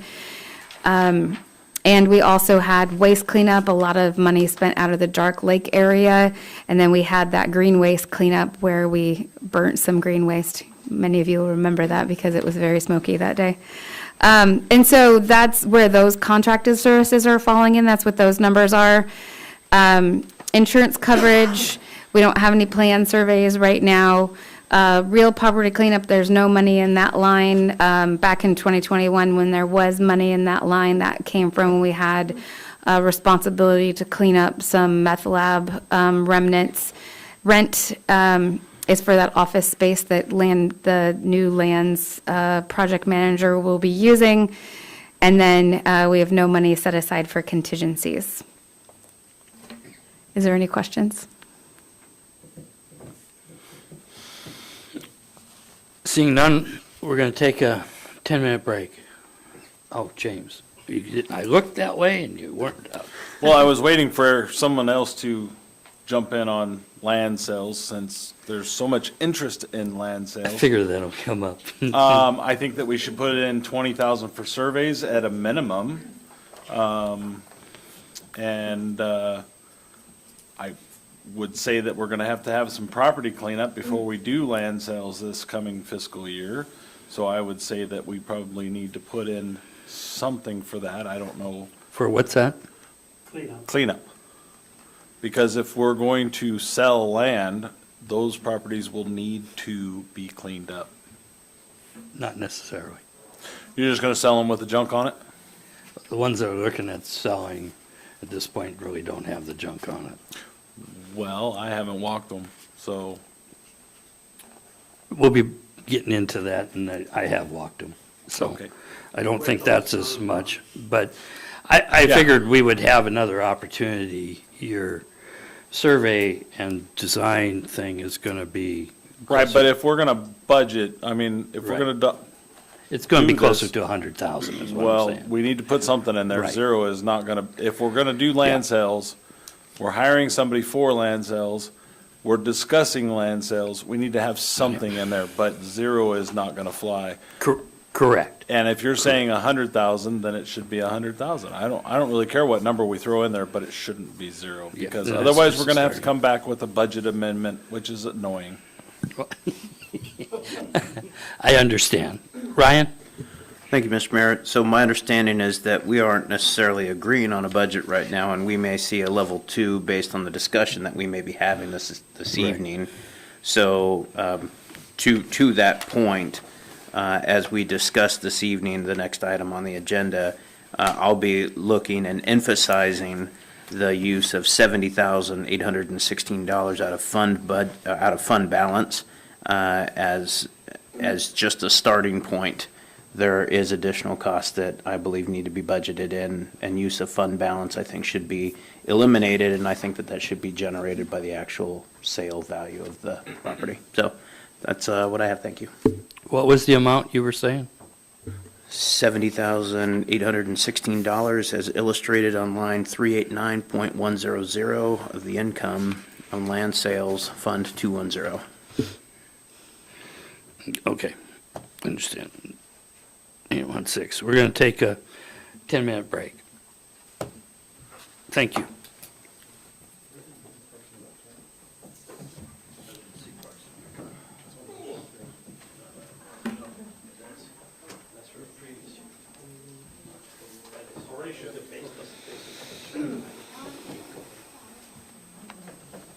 Rude.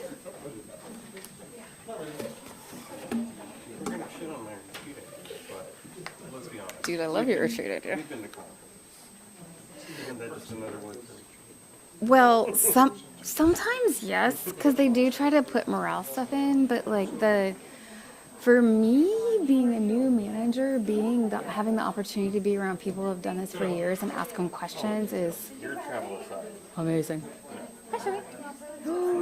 It's just slimy slime? Ew. No, I understand. I think what you guys really need to focus on is the fact that he doesn't have the power to speak on behalf of the borough, and does. And I can't say it out loud, but I've heard what he says, and you should be appalled. Like, he went and talked against teacher bonuses in Juneau. Against.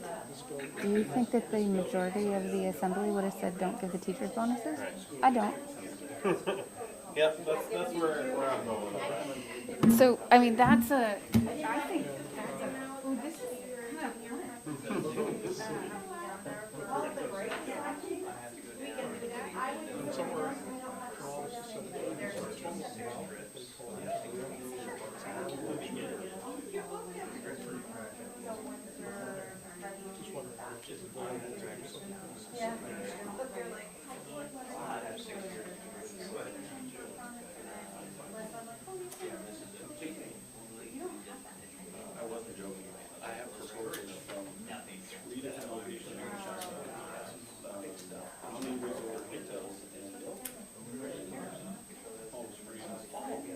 One in Florida, I have two in Puerto Rico. But it's 60 people, so we might have a bunch of extras. And all of them, same.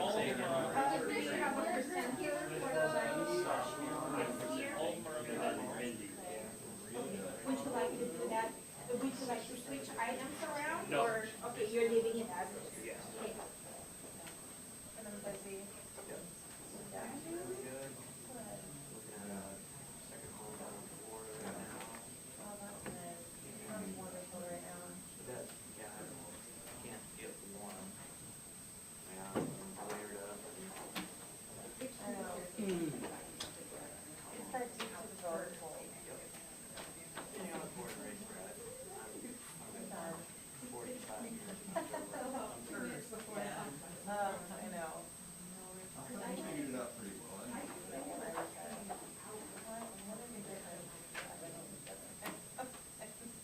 Yeah, we're still a little ways away, but we're gonna buy a house in the next year or two. And that way we got some. National Geographic. Nancy's got 5 kids. Is there Here, two? because of. Yeah, that's okay. We won't get it. It's like a pot of nerves. It does look like a few dendrites.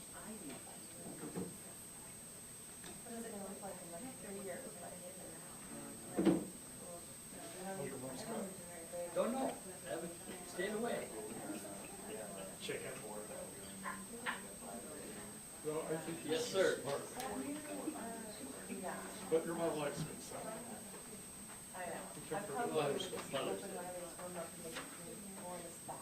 I enjoyed that last year. Yeah, that was a good crowd. Yeah, table.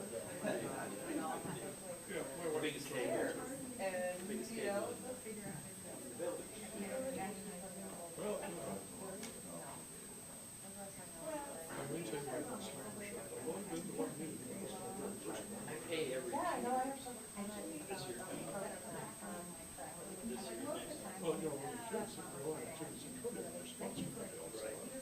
They still do. They do. When they're hanging out, right.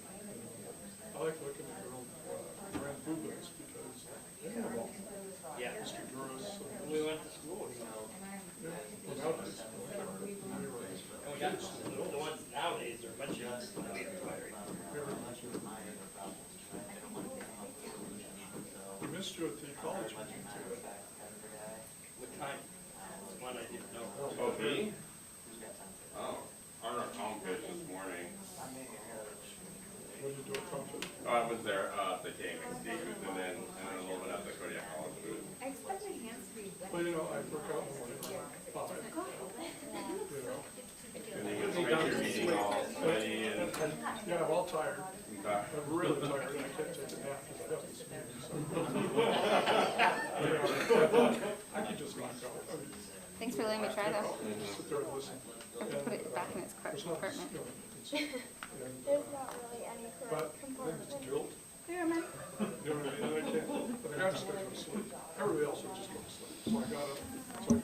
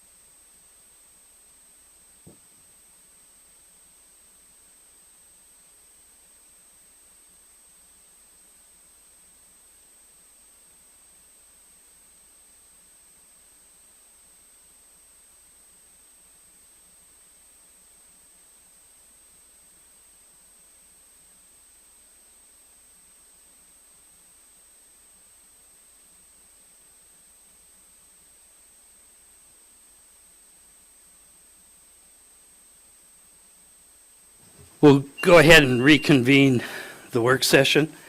And next item on the agenda is discussion of the administrative official position. And this time originator on that is Ryan Sherritt. Thank you, Mr. Mayor. So, as I've learned on the Assembly here in the last few months, we have, and I'm just going to kind of recap this for myself, and if I'm making any errors, feel free to jump in. We have a designated manager who we have hired, we conduct the evaluations on. In that manager's absence, an administrative or acting official takes the helm of the Kodiak Island Borough, and that helm is loosely defined, in my opinion. Their roles and responsibilities are loosely defined. There's no real written document or standard operating procedure that follows what that acting official does. And as we see in our packet, there are several resolutions that indicate previous allocations. And I'll just kind of read down this, page 14 of the packet.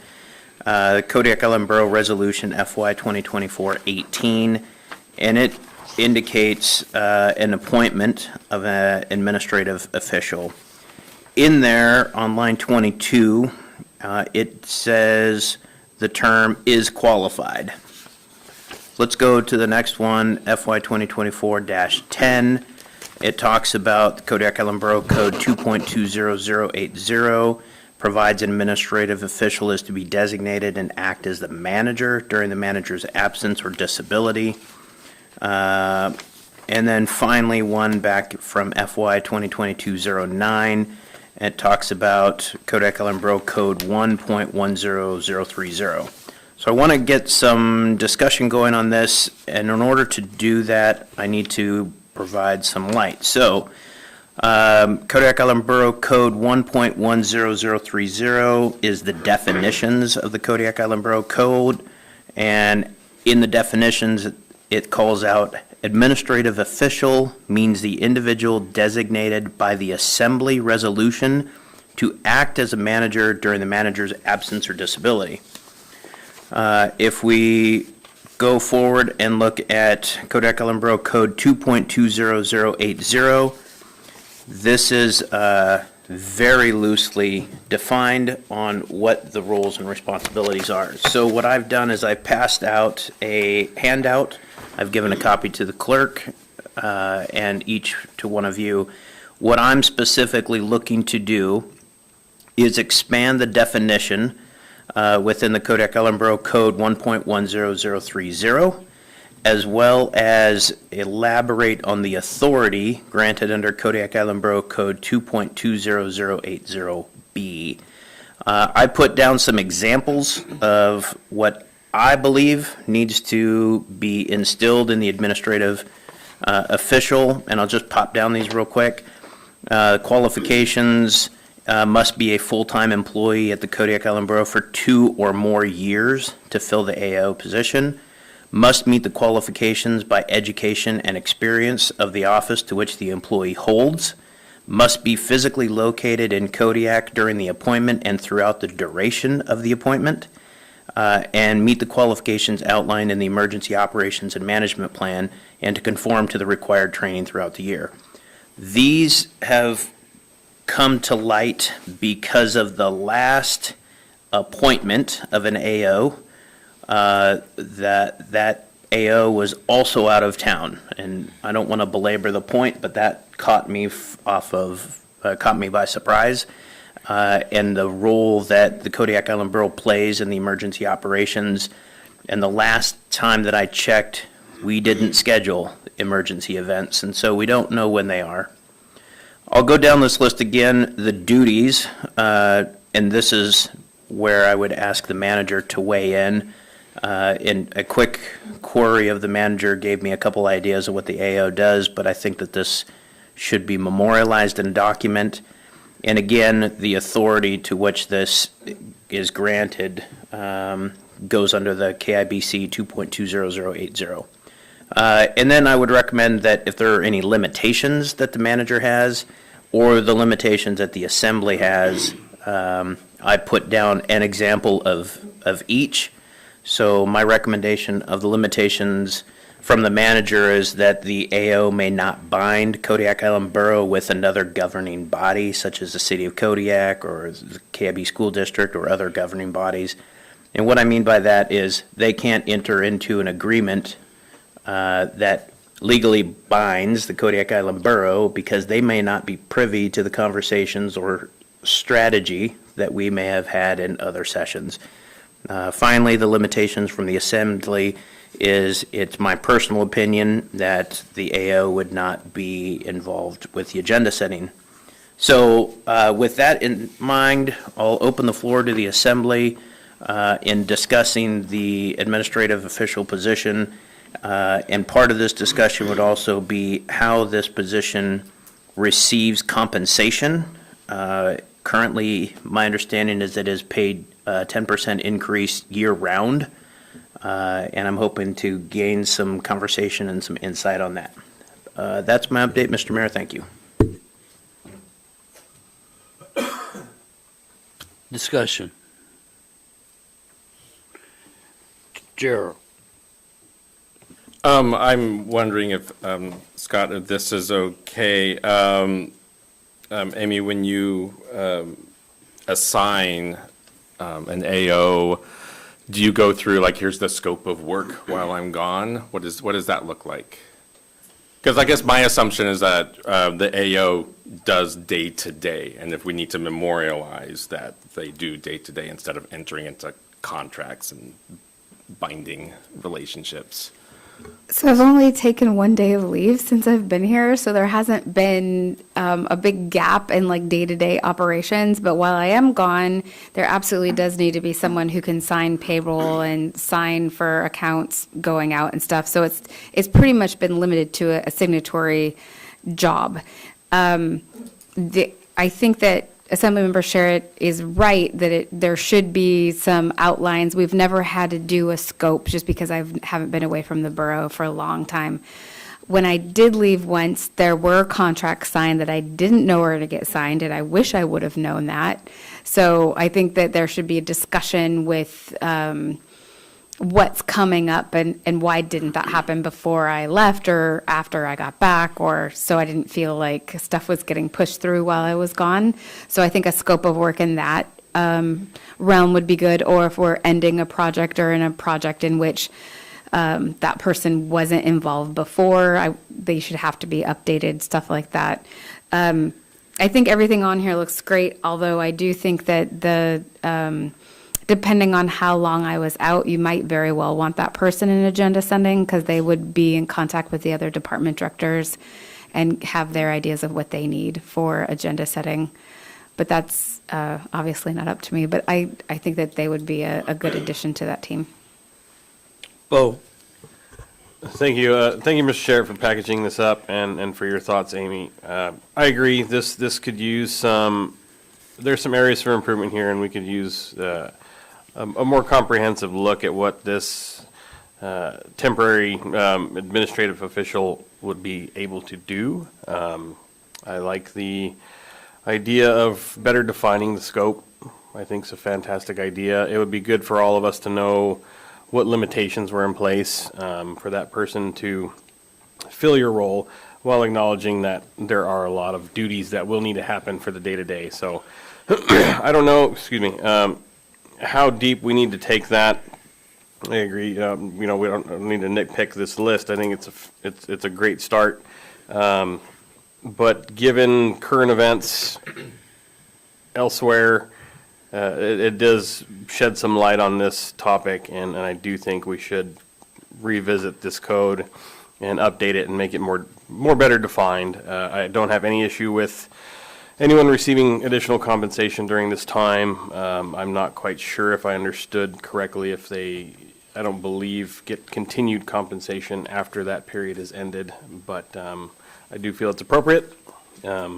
But thank you, Mr. Sherritt and Amy, for your efforts here. I support updating this code.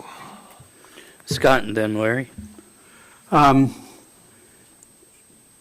think we have to distinguish between somebody who's filling in a little bit longer term and this, I see this as very short term, without doing anything big deal stuff, no signing contracts, that kind of thing. I mean, just the ordinary maintaining of the business of the borough in a very limited sense. And I don't see that you get paid 10% more for the entire year for that role. I think it should be changed on that. I do agree with the manager that agenda setting, I sit in on agenda setting, and I think 3 voices is better than 2 any day of the week on that. So I would say, yes, you can have agenda setting. It's hard to drown out one with just one other person. So, Wimps. at any rate, that's my 2 cents worth. Larry and then James. Well, I really think there's 2 issues here. There's very short-term issues where you could be gone for 2 days for whatever reason, or gone for a week, and you could sit down with the designated person and review everything that's supposed to happen during that time. And generally speaking, it's been my experience that in an emergency, the person is usually available if that's necessary, but not always. But they're short-term and long-term. And as Bo sort of indicated, the long-term are really a problem, because we don't, usually that happens very quickly. It could be long-term, it could be months, it could be weeks. And I think there has to be a difference between, a temporary and a long-term. I don't have a problem if we designated an assistant manager designation. I don't mean a new position or anything, but a person that is going to step in long-term. And that person could be paid more year-round simply because they would have to be updated every week on the continuing operations of the manager, what's going on, what's happening, litigation. They need to be aware of all of those things. Because if the manager leaves in an emergency, there's not going to be any process to update them. And I think the relationship between the designated person, I don't want to call him assistant manager, but the relationship between the designated person has to have the training and the background to respond immediately and to understand the issues, or we could run into some real problems. Grants that aren't being applied for, litigation that's not being communicated, and I could go on and on. So just having somebody designated to take care of those responsibilities on a short-term basis during a vacation or a sickness or something, that's easy to do. Okay, and generally you don't have to sign contracts during those short terms. It just doesn't happen, but sometimes it might, so they need that authority. But the long term, just to stick an employee in that position and expect them to carry out the myriad of responsibilities that the manager does over the long term is a whole different expectation. And your designated person may not want to take that on because it would mean changing their job, doing 2 positions. I think some of you have done that. And then where will we be? Okay, so if we actually pay somebody to take on that responsibility, they accept up front that this possibility might occur. And then it's the manager's responsibility that that person is up to date on their responsibilities if they're long-term, because it's mostly an emergency. So I don't have a problem. I do have a problem if we give somebody money year-round because they operate 2 weeks as the assistant manager and we pay. That doesn't make any sense to me at all. But I don't have a problem with designating an emergency manager and paying them more, but with that money goes year-round responsibilities and training and up to date. So it's really more work that they have under their current job. So I think that's very important. One of the things that they do have to be able to do in short term that's not listed is they have to have some knowledge of management of the employee bargaining agreement and human resource complaints, because there are severe timelines in place that are going to happen as soon as the complaint is filed, and you don't want to make a mistake during that time. So I think that's very, very important that the person have some knowledge of the employee bargaining agreement and are able to respond appropriately in an emergency so that we don't end up with a lawsuit or a violation of the employee bargaining agreement. So human resources was something that I would add on there. So thank you. I've got James and then Steve. So, I'm trying to gather all my thoughts here, but I think that when we had a long-term vacancy in the manager's position, we offered a contract for an interim manager. It wasn't acting AO at that point. It was a interim manager. So if there is yes, we're talking about two different things, but for an AO, that's more of a couple of weeks type thing. But in order for this person to be the AO, they have to be prepared to take over at any time. I think part of the issue that we have is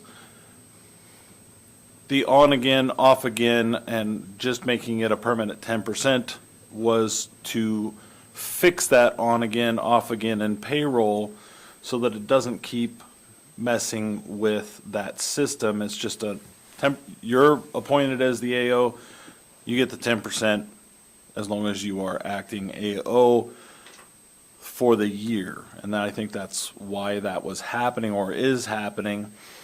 Not, you took over for this one day, you get a 10% increase for that day. You took over for 2 weeks because the person was out with COVID. So you get that 10% for those 2 weeks. It's just the fiscal year that they get that increase so that it's not an on again, off again with payroll. Makes it a lot simpler. Somebody can correct me if I'm wrong on why that is done that way, but I think that's why. I think this is great to clarify or narrow down what that person does. I think we should be doing that with all of our ordinances and resolutions, is to make sure that everything is clarified. That's part of the reason why we're here. I'm glad that this was brought up. I like most of everything that's on this recommendation sheet, if you will, that was passed out tonight. That's really all I have. Other than I think that the AO is typically the engineering and facilities director, because that is the next highest level or the next level down from the manager anyway. But it is the manager's choice on the acting AO. If I'm not correct, please correct me. Correct. Okay, so clarification is good. I don't know that there's much discussion other than I think that this is something that we should write up as, we should write it into the ordinance if we think so tonight. I think we need to move it forward to an actual ordinance. On there. One thing I'll say is typically the manager recommends to the assembly. The assembly has to approve on there. She just doesn't get, so. Right, but she makes the choice in this case. Yeah. Amy would make the choice of who her AO is, and we would approve or deny at that point. And So, next is Steve and then Ryan. We've had the discussion, or it's been brought up several times, short and long term. I do believe that in this, that should be defined. Maximum of 30 days or something like that, and then we need to get a temporary manager. As far as signing contracts, I agree that the AO should not be signing contracts per se, because it sounds like one got signed that there was no reason it could have waited, and not necessarily all the background info was given to the proper people. So I think that should be spelled out clearly in writing what is acceptable and what is not. Yeah, and then, anything else, Steve? on there? Okay, one thing I'll say, and then Ryan, I'm going to turn it over to you, is basically, I appreciate the conversation here.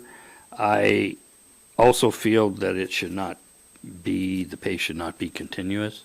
So there's something that needs to come up as to when it kicks in, when it kicks out on there. If the manager is gone is sick for a day or that, it doesn't need to take effect. So we can see what other things we do with other people that take over department heads and that. I'm not saying I have it. We can take a look at that on there and come up with recommendations. So Ryan, you have the floor. Thank you, Mr. Mayor. So based on the comments that I've heard tonight, what I would do is I would further recommend this that an AO assume the responsibility with no pay changes if the AO responsibility is 10 days or less. If it's longer than 10 days, which includes the weekends, then what I would do is I would recommend that a 30-day, essentially 30-day stipend be granted, and they go in 1/12 awards, basically. So if they're in this role for 3 months, they would receive, one-third of a year, 1/4 of a year to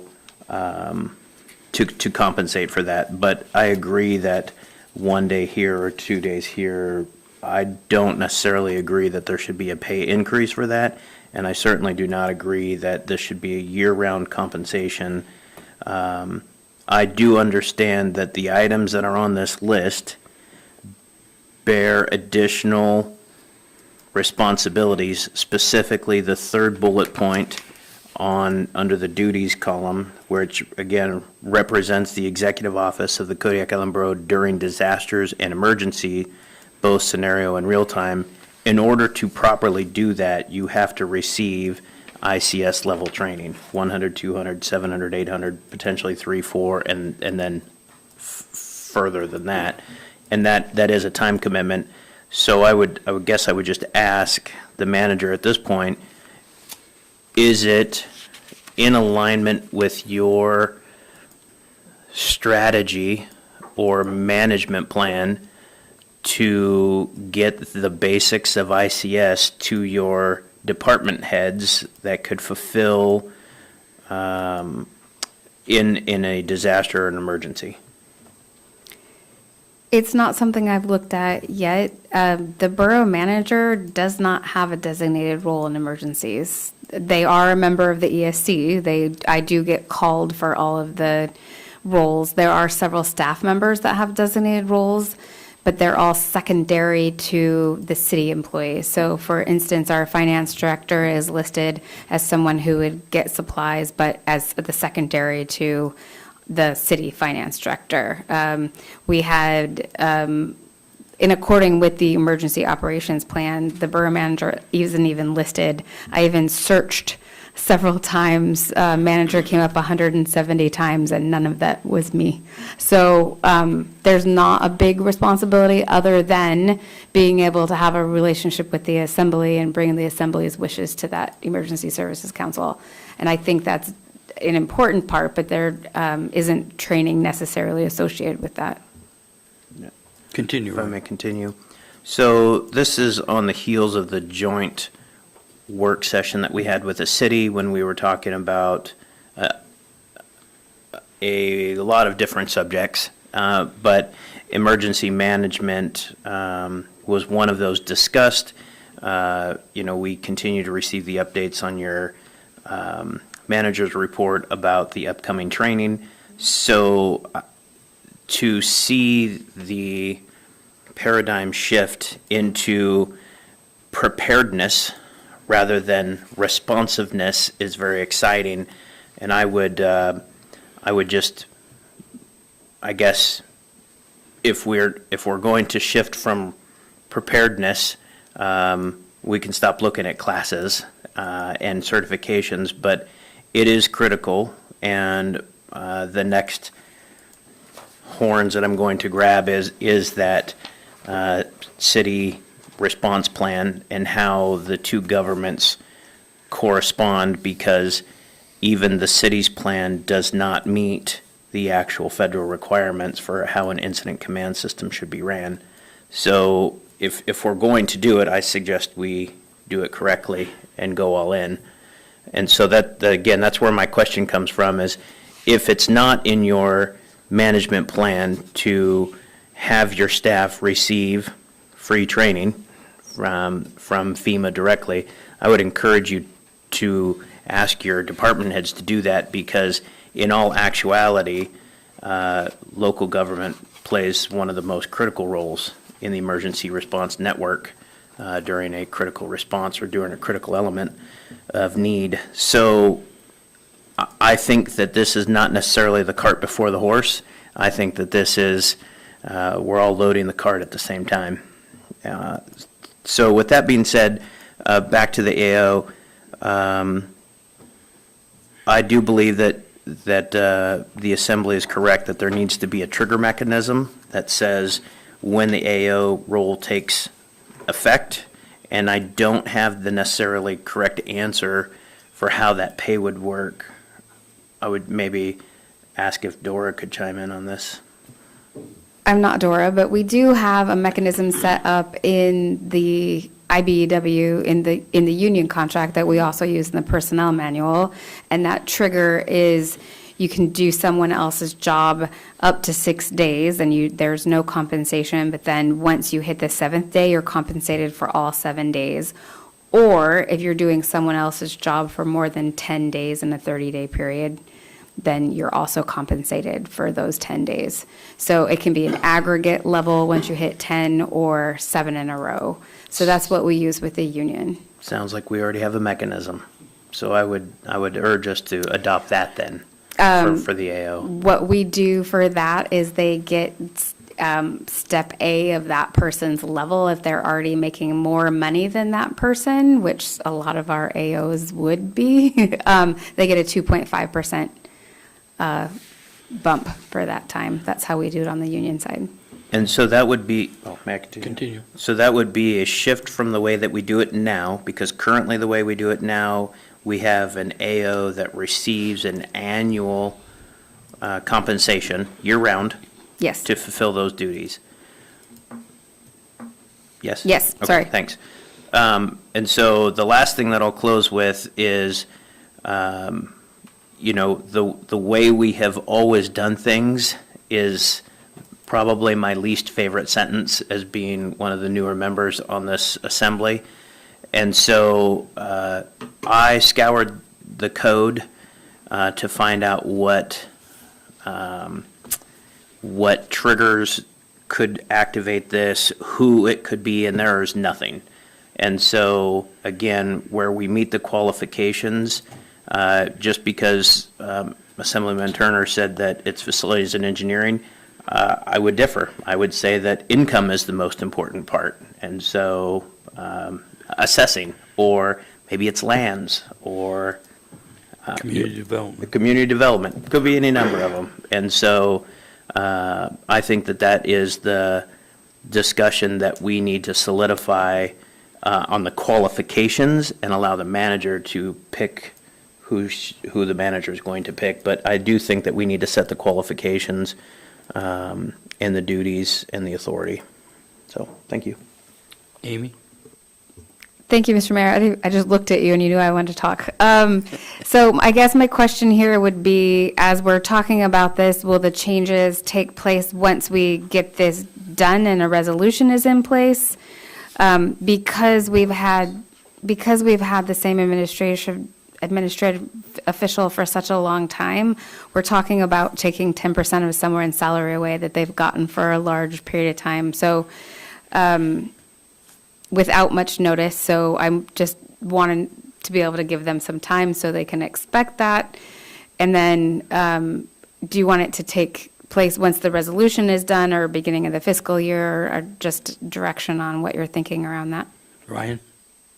Thank you. So there's no time like the present, and I believe that this would go to an ordinance. I see that they're in Kodiak Island Borough Code 2.20.080, there are ordinance FY 200507 and ordinance 9802.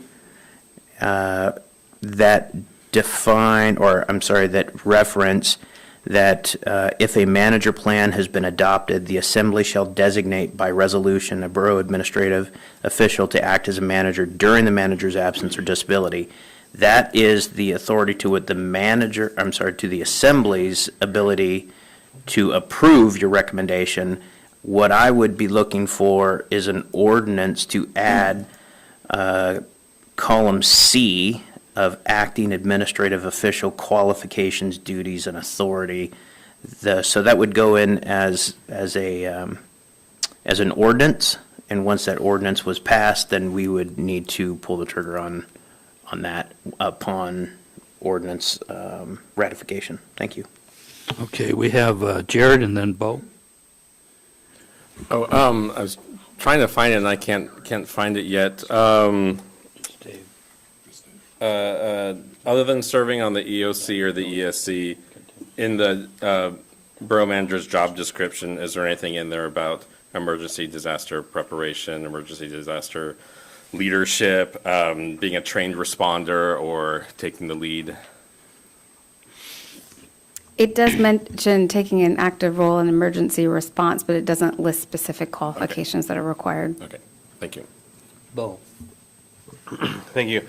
I know we're speaking to temporary absences for the borough manager, but I'm thinking a little, for the scenario of unanticipated vacancy or not, if there's an extended vacancy in that position and someone is the AO, do we have anything in place for the person underneath that appointee to then elevate to them into that director position during that vacant period for the manager's office? Yes.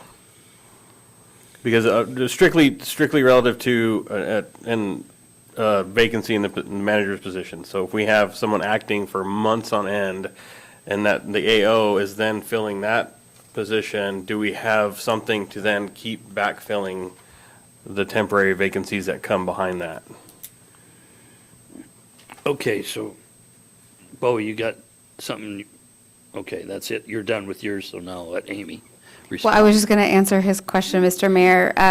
When Mr. Conrad was, he was the administrative official, and then we offered him a contract for interim manager, and that kind of snowballed down in his department. So we didn't have an IT director at the time. We did not have a community development director at the time. So our assessor was in charge of both those departments. Our finance director cannot be the AO because they are signing for all of our money, so they can't make decisions and then send the money in one person. And so that inside of engineering facilities, Jenna became our AO during that period.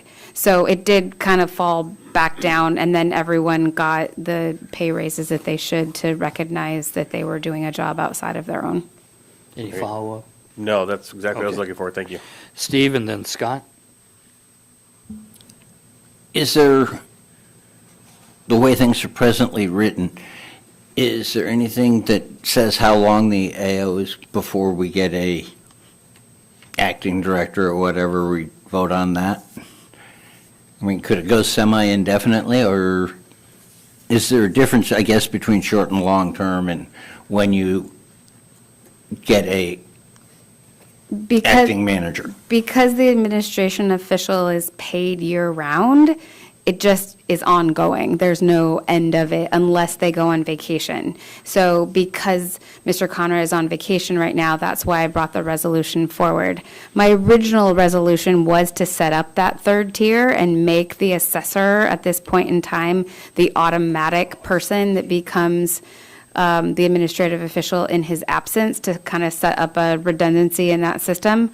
But then it got changed, and then this conversation came up. So we're looking at a third tier, but then we altered that resolution just to, I think the word we used was episodic, right? So we just made it an episodic resolution instead of a long-term thing. Okay. Anything else, Steve? Scott and then Larry?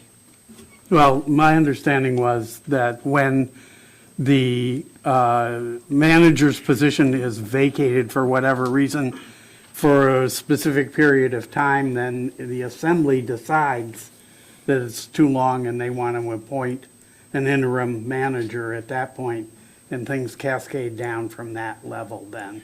The interim manager is not the AO anymore, if they were the AO in the first place. I mean, you might want to hire somebody else as the interim manager, but that's the assembly's job to do. Okay, Larry and then Ryan? Just a quick question. How many AOs do we have at one time? Have we ever had more than one, for instance, if our current one is on vacation and you're gone and somebody has to fill in, do they get the how many 10% salary increases can we have? So the instance that came up that brought up this discussion was I was in DC for my lobbying trip. We have our AO that's an AO all of the time, and then he got an opportunity to go to Anchorage for training and went. So there was no administrative official on the island. So that's what alerted us to that we have an issue. And so there was not a backup for him. So there's just always one 10%. Unless that, I can't think of a scenario where there would be more than one. There's just one person getting 10% at a time under the current system. There may be other people that step up a step, like when someone else takes the position of the helping out as the director of engineering, while the facilities and engineering director stepped up to the acting manager. So there's that potential, but it's not 10% on each of those. There's other allowances for that step increase on there. Ryan. Thank you, Mr. Mayor. In the essence of moving this forward, I asked Nova if she would be willing to help me draft an ordinance that would then come back to a work session, and she has agreed that she would help draft that. I would just ask then, since it sounds like we have enough support to move this forward, to give me a week or two to get a ordinance drafted, get it on a work session agenda, and then we could bring it back and pick out the details. I'm wondering if it sounds like the information's there to go on it. I've took copious notes. What I'm thinking is it also the attorney needs to look at it. I'm thinking before that comes back. Nova, what's your thoughts? Mr. Mayor, members of the Assembly, would you like us to draft one and then bring it before you at a work session? And then have it reviewed by the attorney before it goes on a regular meeting agenda? Or would you like the attorney to take maybe my draft and Assemblymember Ryan's Sharrett's draft and send it to the attorney before you see it? Steve, you had your hand up. I think you and Assemblymember Ryan need to do a draft and bring it to us. Otherwise, if we want to change it again, you're talking to the attorney once, and then you're talking to him a second time, maybe a third time. Let's come up with a final plan and present it only once, is my opinion. Okay. That's where we're at on that, so that'll come back at a later date on there. So with that, I think we've taken care of the administrative official position. So next item is the Kodiak land discussion. What my intent there was is to, I was going to start this out, let some of you talk on what some of your thoughts are. We've had a lot of talk around the community over a period of time. We're working on the budget. We've got a position in there that we've talked about on there, so things are kind of coming together. Basically, looking at starting back up the Lands Committee, and there's some other appointments of individuals that'll take place on that board.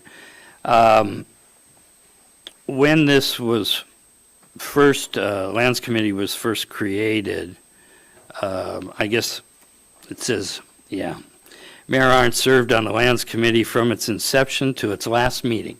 I chaired its last meeting on there because the chair, which was the mayor, wasn't there at the time. The committee, in going forward, it did a lot of good things, and basically is down at the bottom there, it says we had a total of, between 2015 and 2019, the committee held a total of 44 meetings on there. The last meeting was held on March 13th, 2019. I was the Planning and Zoning Commission Chair at the time. That's why I was, had the second seat there. So we've all heard a bunch of things through the community. What my intent is then to want to hear some of what your thoughts are, and then I have a presentation that I'll make. The handout that you received will be going over after my presentation. So I'd like you to hold any questions that you might have on that handout till then. So what I'm looking for is some of the general discussion that some of you have wished to have on what your views are on land disposal. So at this time, I'll open that up. Ryan, why don't you start? Thank you, Mr. Mayor. Okay, so this was my yellow sheet as well. So appreciate you talking while I could get collected. One of the things that we continually do as an assembly is we admire our problems, and we're past that now. So I'm hoping that the discussion tonight leads to action. I'm also hopeful in tonight's discussion breaking down the silos so that one person is not holding the keys to the kingdom. We collectively, as an assembly and the mayor, have a duty to protect our community and make our community as prosperous as possible. With that being said, I have been in attendance with the Kodiak Economic Development Corporation. They are looking at formulating committees and subcommittees to bring suggestions to the Kodiak Island Borough. They're by no means an authority on the subject. However, they are a group of citizens and our constituents that are putting in their own time. There are several initiatives within the Kodiak Economic Development Corporation that are trying to receive funds for certain studies. And I have to tell you that all of the studies that we want to throw money at as a community, be it grant or non-grant funds, in my opinion, will continue to point to the same thing, that we need to release land. We see that on our budget worksheet that we talked about earlier in this work session, because we have to use $70,816 from our fund balance to cover the land sales expenses. So in order to create an income revenue, we need to release lands. We heard from Assembly Member Griffin earlier within the last couple months that the Kodiak College is ready to have discussions. I'm hoping that we talk about the Kodiak College tonight. I've heard from the mayor that Dark Lake is another discussion topic. I am prepared to talk about the Natives of Kodiak subdivision on Spruce Cape tonight. I know there are other areas that exist, and I think that everything should be on the table tonight, and I think we should have a healthy discussion with no one holding the keys to the kingdom. That being said, Mr. Mayor, I'll turn this back over to you. Thank you. Next is Bo. Thank you. I agree. I wasn't here when the initial proposals failed to dispose of some land. But as I understand it, that was before a lot of these current issues are coming up. I'll keep harping on short-term rentals are hampering housing availability. But that aside, Mr. Ledoux has repeatedly stated that we need to open up land. And I agree, there are several options that I'm hoping are considered as well.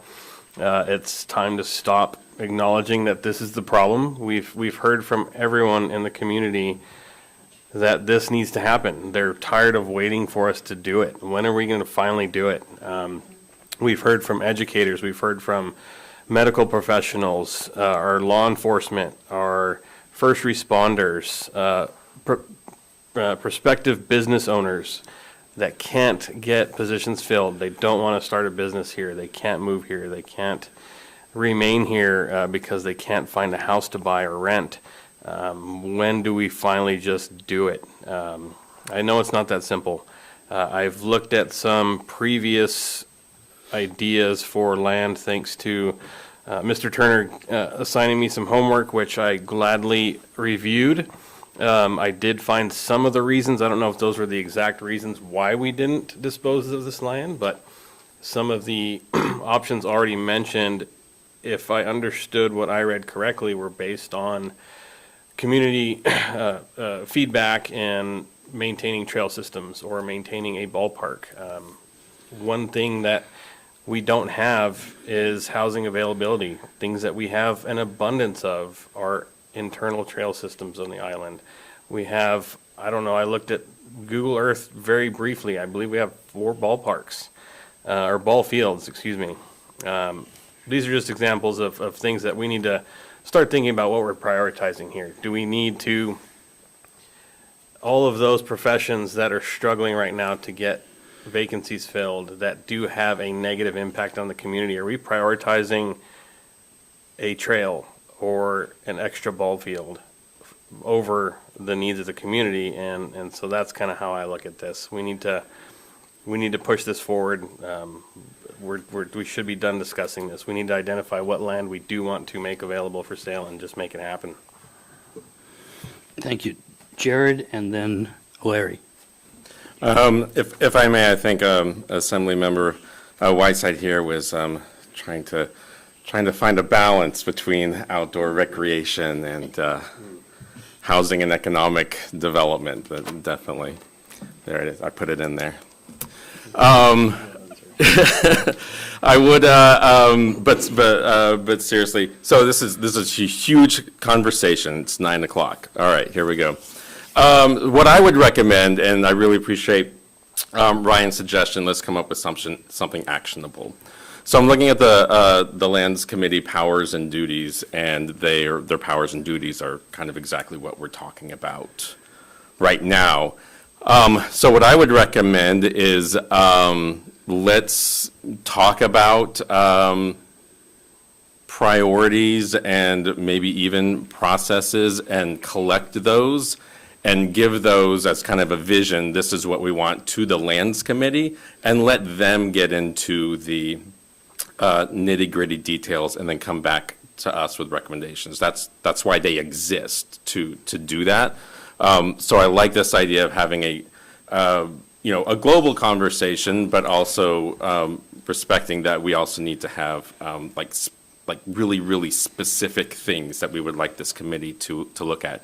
Are there specific lots that we would really like them to look at? Are there specific private landowners that we would like them to talk to and get their input? So in terms of something actionable today, I think that's what we can accomplish tonight is making either that list, doesn't have to be prioritized, but just this list that gives them a framework to do their job maybe a little bit more in line with what our wishes are here. Thank you, Jared. Larry. And I've talked about lands more than 4 times, so I just want to tell you that up front. I think it's more like 15. Yes, Larry. Some of the things that I think are important to talk about, and I was on the assembly that wrote the ordinance for the Lands Committee, and I served on it for 2 years at least, until I got off the assembly, so I have some little background with that. Just some of the things that I think we could consider is an incentive for, some kind of incentive for people that own land. I think several years ago, there were something like 600 lots available that could be built on, and people were just holding on to them. And to look at incentives, whether tax incentives or something, to put those on the market. And I know a lot of communities have done that kind of thing, and it's something to look at. I also think, and I've said before, that a lot of our land is controlled by the federal government and the state of Alaska, and we should be actively lobbying to release that land to us. And I know with the federal, it's complicated, but once the process starts, it will have an end, even if it takes several years. So I think we really need to develop advocacy in those areas. I believe that we need to work very closely with the new Economic Development Committee that Ryan mentioned. I've talked to the founders of that, and I think I did a strategic planning presentation to them, and I think that we need to actively work with them. I think we need to make a catalog of available borough land. I think we have some charts, but somehow put it in the hands of the populace so that they can see what is potentially available. I think we need to, as I said earlier, collaborate with the people that are holding on to land. But mostly what I'm talking about is a lot of the big subdivisions in Kodiak were sold to developers who put in water and sewer, subdivided it, and carried it through the process. And we haven't done that in a long time. And we should explore and meet with the developers to see if that's even possible and what land do we have available that we could work with the developer who would take care of all that process for perhaps tax incentives or some other incentive to make them want to do it. I think we need to work with the city to look at the expansion of our water and sewer systems because they're limited. And when we start talking about land development, we hear sometimes that the water and sewer is overloaded and we need an update there. So that's something we need to take a look at. I also believe, being on the Lands Committee, that we really need to take a look at our own ordinances for the distribution of land. Do we have ordinances that are overly, I don't know. I think we need to take it to see if we're biting ourselves in the hand with our own ordinances. Just as an example, some of the discussion, should we clean up land before we sell it? I don't know what cleaning up land means, if it means removing old autos or if it means putting in driveways. But generally, when I see land available on the private market, you buy it as it is. And I think we need to decide that, because at one point I was told we can't sell land unless we build roads to it. Well, I'm not sure that's true by state law, et cetera. I believe we need to work closely with the city, as I said, and I would really like to talk to some of the developers who are engaged in this kind of activity. We have one of the state's premier developers living in Kodiak right now, and I met with him when I was on the assembly last time, and he had lots of ideas. When I was attending the Rural Forum, before Mindy was in charge, we had a presentation by HUD. And HUD indicated that they have 40-year interest-free loans for development of infrastructure, water and sewer, zero-interest loans that are available to communities. And that, why don't we apply for them? Why don't we explore those assets? A 40-year loan to put in a massive water and sewer system may be the way to go. I think we have to admit and recognize that whenever we develop and sell land, Kodiak has a very severe not in my backyard syndrome, where people immediately say, oh, well, we can't do that, And I had an elected official tell me one time, we can't put in small lots that young people are looking for because it will attract a certain kind of people to our community. So there is something that whenever we try to open up, the people that live there saying, go somewhere else, even if there are many, many lots available. I won't go into detail, you can figure out where they are. I think the issues here that we talk about that I've mentioned are bigger than a lands committee can handle by themselves. Okay, there are so many issues, they get overwhelmed, and I think we have to be really focused. Also, I would say that as we go forward, there are what I call many factors, many things that we need to look at, and I think maybe the mayor or somebody said this is a very complicated issue. For instance, the parks, if we're starting to develop land, we really need to work with P&Z to make sure that we're looking at our trails and our parks and our access that affect quality of life. And I'll also say, and maybe this because I've gotten cynical over time, is that we have to recognize that it's not a my backyard syndrome, but there are a number of people in our community that really don't want us to change our housing values. They want the values to be high. And anything that might reduce that is not something people are particularly interested in. I understand why, but we have to recognize that that's a hurdle that we're going to have to jump over. So my whole point is there's a lot of things to do, and one of the things in terms of an actionable item is I believe that we need to meet with our community, meet with some of the developers as an assembly, not at a meeting, but a day-long event where we just talk about lands and try to distill some of these issues down and listen to the developers, listen to people planning and zoning, and really tease out some priorities that we can actually do. And I believe to do that, we need time and we need the right people there to have the right kinds of discussions. And I don't believe that's a lands committee prerogative. I think it's an assembly, and it will help educate our community over the challenges that we face as we release land. I guess finally I would say we can't do anything unless we have somebody in the Borough Assembly whose full-time job is to coordinate land disposal. It's a big deal, and it's not something that you can throw on anybody else. Thank you. Thank you. Anyone else wishing to say? Steve? Well, I agree with a lot that was said here, and I do agree we need to release land. And we're going to have a serious discussion of whether we're going to put some roads in and try to sell lots or sell it to a developer. My only concern, or my real concern about selling it to any sort of developer is legally, can we put any time constraint on it being developed? I don't want to see some developer buy it to tie up the land and then sit on it for 5 to 10 years. That's my opinion. Okay. Thank you. This time I'm going to move down the stream and grab my weapon. Irene, if you would pull up the GIS system, specifically the Kodiak property.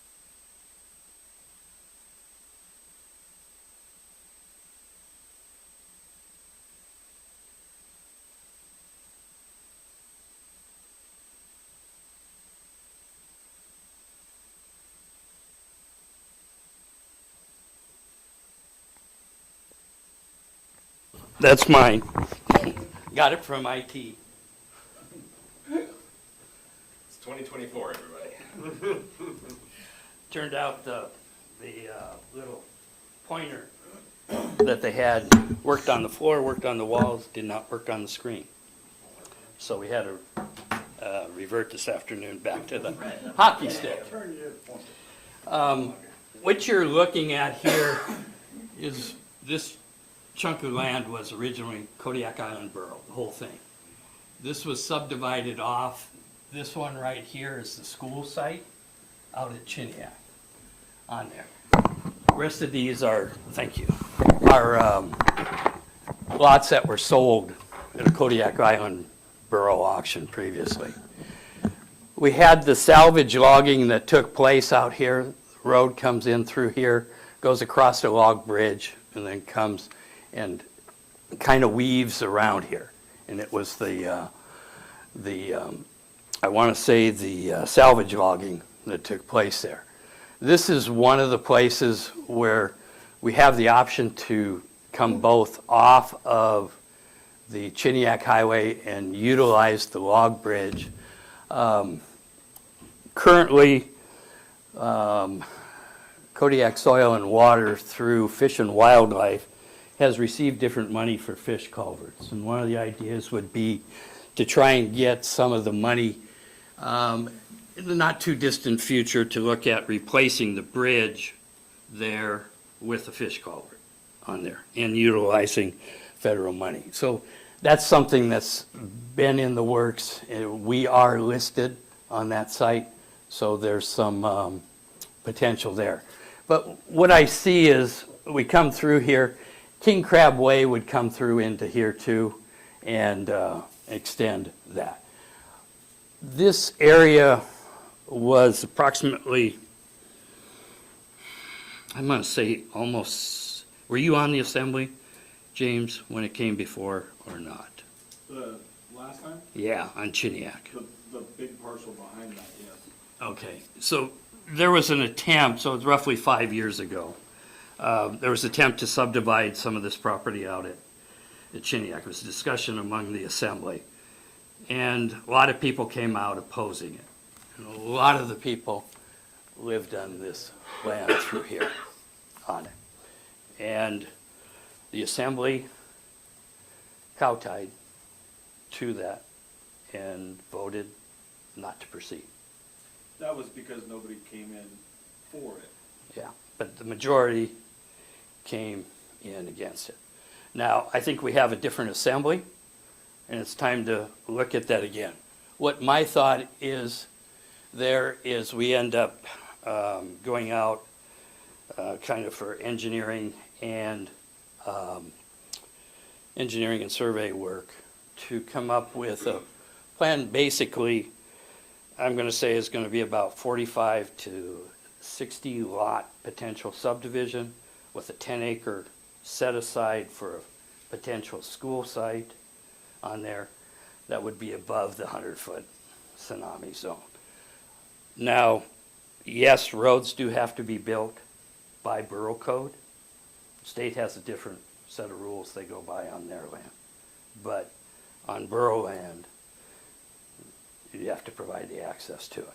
So what we're going to have to do is put our money where our mouth is a little bit. But this is just the first one here. So what I would see is you put in part of the road and then look at having a sale, I'm going to say, of somewhere between 20, 25 lots on there. You come up with a plan as to how you're going to lay it out for about 60, and then you develop in that 20 to 25 range. Now let's go to Bell's Flats, the next one, Irene. Now, this is part of the Sargent Creek Road. This is the asphalt plant property here, and the fire station is right there. And this weaves around. Sargent Creek comes up across the back. I think, Amy, you could say this is part of the Jack and Lee Lakes. Jack and Lee Lakes area.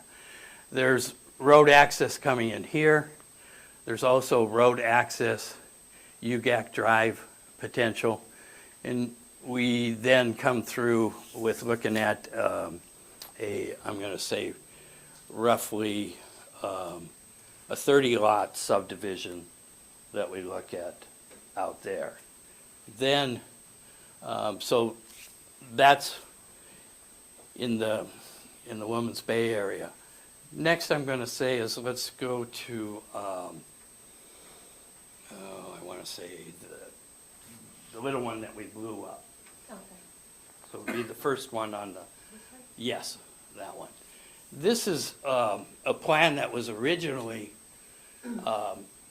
talked about by the Kodiak Island Borough in January of 1983. And this is when I was on the assembly in 1980 and 81. We started applying for money for the sewer and water expansion of Service District 1. 1979 is when Service District 1 was created. This is, show you, this is Island Lake Road right here, comes down Dark Lake. What's that? You said I think you were 80 years old in 1979. Thank you, guys. You'll notice this road here, which is Salif Lane, it was called Smokies Road. This is a road that went through Smokies. Von Sheely, that was before Salif Lane was extended on there. So there's a potential subdivision in this area here. There's 3 lots through here. The majority of this was turned into a park and the dumpster pad, also bus stop in that area. So with that, Irene, go to the next slide. Mayor, if I may, how many lots total are we looking at here potentially? Well, that's what I'm going to get to after. Okay, thank you. Let me go through this other part there. So this one right here is a 3-lot subdivision that the borough went through the process. And part of this was gone by the Lands Committee, and it went through planning and zoning, and then staff never got the drainage ditches in, and it never went to sale. Where exactly are you? This is Island Lake Road here. This is going down. This is Scout Circle. Okay. This is Island Lake is right over here. Okay. This road right here is Belika. Kodiak Island Bible Chapel is right here on there. So this is a 3-lot subdivision on there. This is the park, dumpster pad, and bus stop on there. The majority of this property is swampy, and it's got drainage problems, so it doesn't lend itself to that original 1983 development plan well. But this is one that can be resurrected. It was originally approved. It can go through planning and zoning on there. The property was public lands and was rezoned, so that's one that can go well. There's potential for a lot right here. What this is this is a total 30-foot easement that comes through from what we call Shahafka acres there. It's 20 foot for the sewer and water lines, 10 foot for the utility power lines that go through there. So the rest of this is a problem with developing and lends itself more with the park and the drainage problems on there. But this is another lot that can be created on there. So with that, go to the next one. This is the topo map that the borough had done. This goes back, pull it up just a little bit more. I want to see if there's a date there. Oh, the date's not there because it's not stamped yet. This was preliminary. I'll let you pull it back down there. Okay.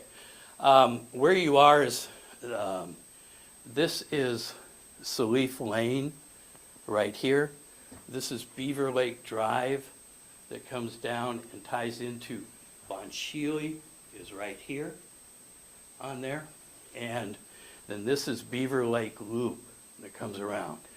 Right in this area here was what I'm going to call kind of 0 lot line duplexes that Kodiak Island Housing Authority did. And that was, and actually the money for putting in the sewer and water and the roads was part of that development that came to the borough. And those houses were, as I remember, were 20-year notes. Then the people owned them if they followed through with payment. And at the end of the 20 years, they went on the tax rolls. But the first 20 years, they did not pay property tax on it. So this property here was something that was looked at by the Lands Committee, and that this is Leaf Lane here. This is Beaver Lake Drive. Sewer and water exists in Beaver Lake Drive. Beaver Lake Drive is a gravel road. Salif Lane is a paved road. It's fairly steep. Basically, you got 142 feet from the center of the road right here to exactly 100 foot closer to the water on there. That leaves for steep road driveways coming off there, and very problematic. So now with that, let's go to the next slide. Okay. There was different renditions. This is kind of my suggestion on here. What this does is create 12 lots that come off of the existing sewer and water, which it's easier to take. This is the property. There's approximately 10 lots of 7,200 square feet each, that there's a potential. This is the part I can't make pay. The development costs far exceed what the land is worth. The one organization that has potentially resources to accomplish the development of that is Kodiak Island Housing Authority. And that's where that information on the roll cap that you got on the handout there comes in. I asked Mindy to be here today to then go through just roughly a little bit of a program that she has. Now, one of the things you had asked Bo was how many lots on there. What I would see is by about January of next year, we could go out with between 18 and 19 lots on sewer and water there. Realizing this has to be determined that part of it is zoned public lands, part of it is zoned natural use on there. This particular development, everyone came out against, and this was defeated on the development of it. But I think, once again, it's time to bring that forward again. So, there's part that the borough can do. The surveyor of record on this was Mark St. Denny Surveying. Basically, typically, Tim Willman on Willman Surveying was the one on the 3-lot subdivision on Island Lake Road. If you get a different surveyor, they start over from nothing. They don't take anything off of another surveyor. So there's some advantage to continuing with the preliminary work that the Kodiak Island Borough's already paid for on there. So, but we've got to go through the process there. Now, this particular part, what I'm calling is approximately 10 lots to the Kodiak Island Housing Authority. That's something, they have a program and there's a grant that they have. I'm going to let Mindy come up here now, and Mindy, if you would come up to take the chair here next to Amy, and I will give you the Thank you. map, and I will put my weapon away. Well, thank you, Mayor, and thank you, Assembly members, and Amy, thank you for the invitation.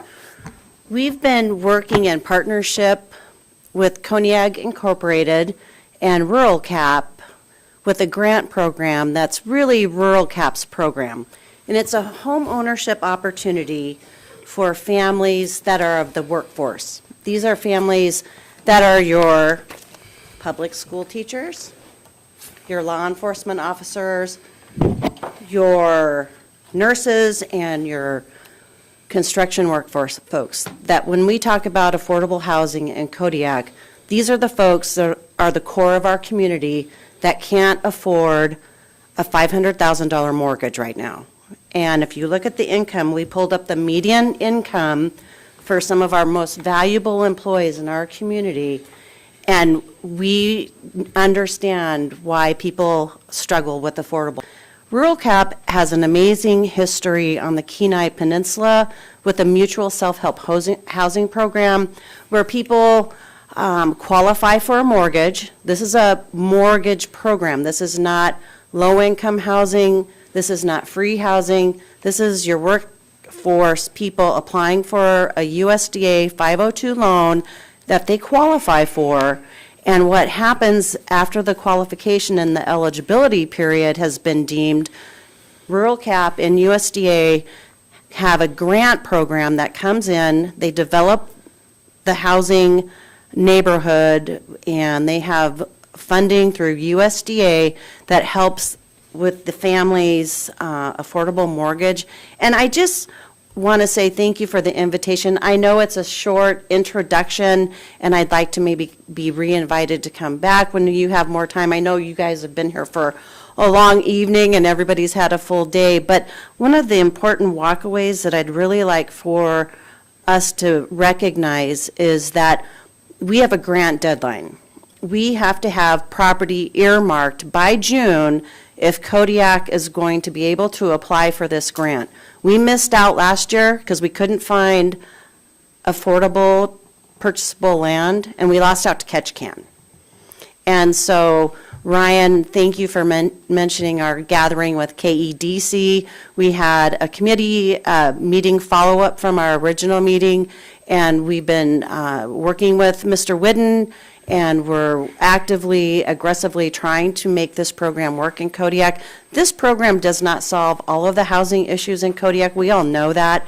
It's going to take so many different opportunities, but this is one that we were contacted by Rural Cap. They want to do business with Kodiak. We missed the first opportunity. I don't want to miss a second opportunity.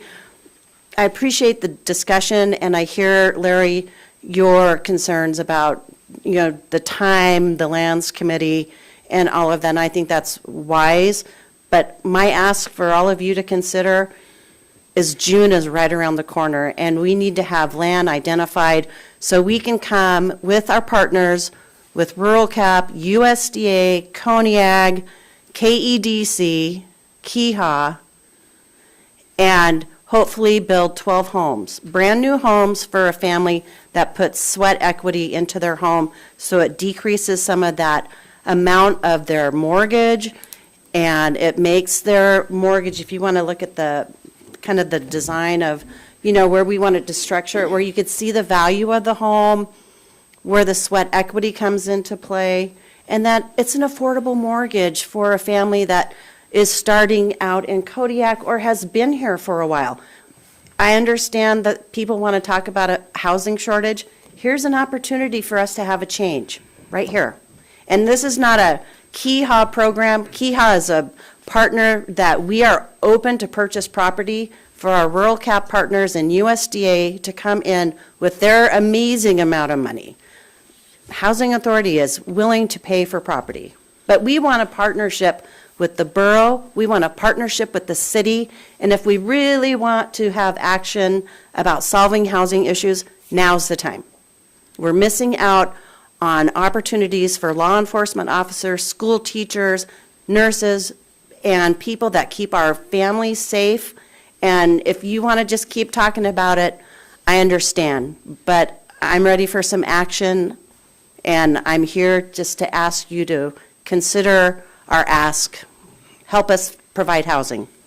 Okay. Different people raise their hand. I'm going to continue here a bit, and then I'll have Ryan, Bo, and Steve will be the order that will go in. Mindy and I have talked, and what I was suggesting and was going to, at agenda setting, request that we put this on the work session for April 25th, where she can make a formal presentation to us at that time. And then look at it. This is one that this doesn't need to go to the Lands Committee. This is an assembly decision on what we do with that chunk of ground. And so you need to hear her out on what the program entails. I see it as it's just one of many steps. I've laid out some other steps that plan on, and I'll take the questions, and then I'll have some other comments too. So, Ryan, you're first, then Bo, then Steve. Thank you, Mr. Mayor. Mindy, thank you very much for being here tonight. Stacy, thank you. You guys have waited throughout the whole meeting for this, and so really wanted to appreciate you guys for showing up tonight. You had made a statement that you need to have property identified by June. What does that commitment need to look like? What form of commitment do you need in order to move forward? A letter? A letter would be fabulous, a resolution, a purchase agreement, any type of formal action that Rural Cap can use with the grant proposal to USDA. My next, can I? Go ahead. One more question. So if we move forward with this, sorry, the business question's got to come out. I love it. Are these, if we sell these properties and they go through this program, are they still taxable or are they non-taxable? How does that What does that look like? Do you know? I do know. Okay. So, great question. So during the process of construction, the mortgage doesn't come into effect until they are done. So the homes have to be complete, the home buyer gets their keys, and then all of the properties are taxable. Okay, thank you. That's all the questions I had. Thank you. Okay, next is Bo, then Steve, then Larry. Again, I echo, Mr. Chair, thank you for your patience. I know it's a long night, so thank you for being here. I didn't know this existed till right now, so thank you for bringing it to our attention. If I understood the mayor correctly, if I may ask you, Mr. Mayor, it sounds like a lot of the initial work has been done for this particular property. What would need to happen? I understand we can discuss this during the work session, but do you have a quick high elevation bullet list of what we need to do? Yeah, this particular, we had the topo work, didn't go all the way. What really needs to happen is the road on the lower part of Salif Lane, which is kind of right close to the old dumpster pad location, that I think everybody knows, is you come off with what I have listed as a road. It comes off of there. It's fairly level access off of there. And it allows for a little bit of a park there, also playground area kind of thing. There's also a little bit possibly here. There hasn't been much of any work done on this particular chunk. There was, other than the topo, and that's only for half of it. That's where it stopped. I showed you the slide before. This was only for kind of where these lots are laid out there. So they would end up having to do a bunch there. This is one, when I run the numbers on it, it's kind of like Kodiak Area Natives of Kodiak, excuse me. Natives of Kodiak out at the end of Spruce Cape having trouble making the numbers work for developing the property. Same thing here, I can't make it work. It costs more to develop it than what the land is worth. That's where Mindy comes in with the USDA, the other monies that they have. Similar to what we did on Beaver Lake Drive, Beaver Lake Loop with the zero lot line duplexes, and that was in approximately 1986 that program was done there. So I'm just following on part of what's happened there. They would take over the development of it, the surveying on there, the layout of the sewer, water, and electricity, and all of that. That falls into there. What do I think it's worth? I think it's worth a $10 sale on it because of the cost of the development. It isn't. And let you follow up. Well, thank you. All of that information is really helpful, and your infographic nailed it. This is exactly who we've heard to the position. This is us. This is all of us. Who is having trouble finding housing here. It's affecting the community. It's something I agree, we need to act soon. If this is achievable, a work session would be great to tease out the details, but I think we'd be crazy not to pursue something like this. Okay, thank you both. Steve and then Larry? When you say June, are you talking June 1st or the end of June? Because with this short time frame, that's a big difference. You know what? I believe it's June 24th is the deadline, but I can verify that tomorrow morning for sure. Thank you. You understand how, in this short period, there's... Steve, do you know how long I've been looking for property in this community to bring this program to town? We're going to miss out.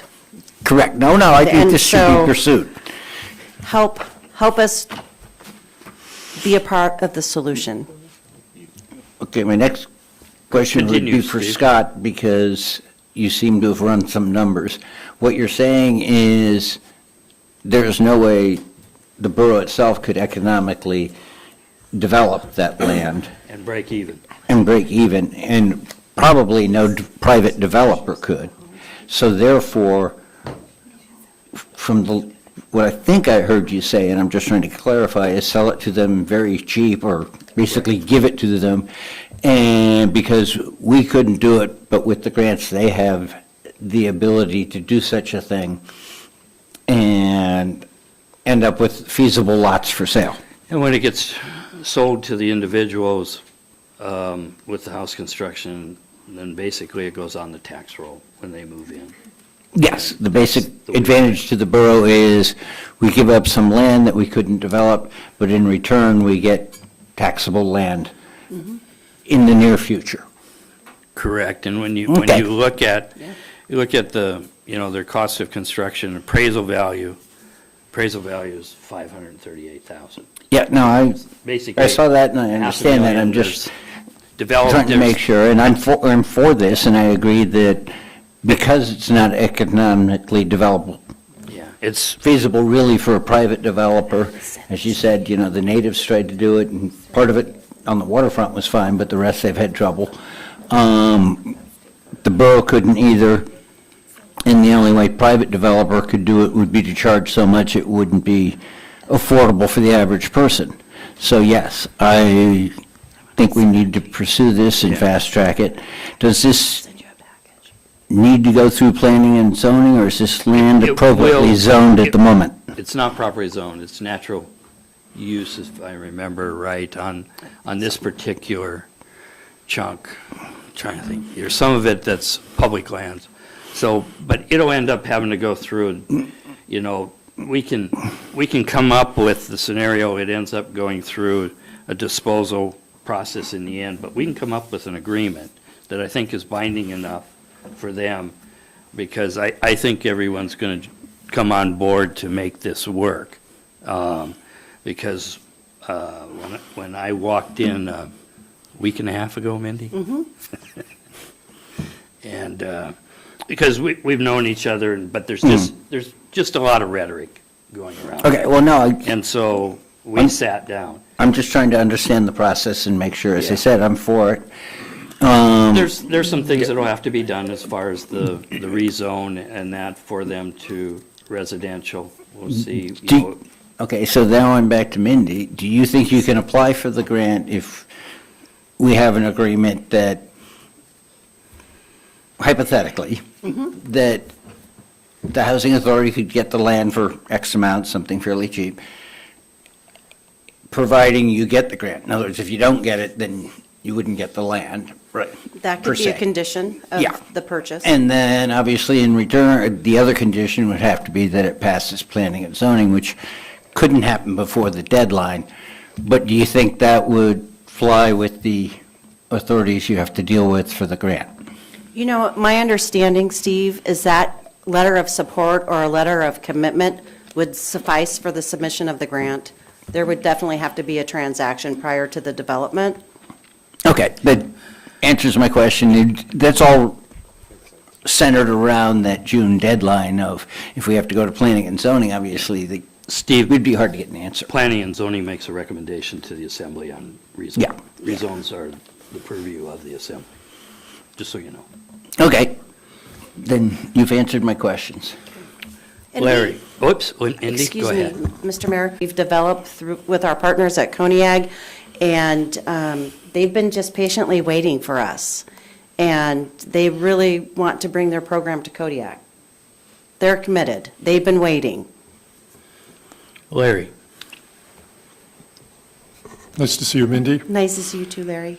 This is exactly the kind of partnership that Kodiak needs to be able to do to move forward. No single entity can do this anymore. You're And I right. appreciate your dedication, your thinking about this.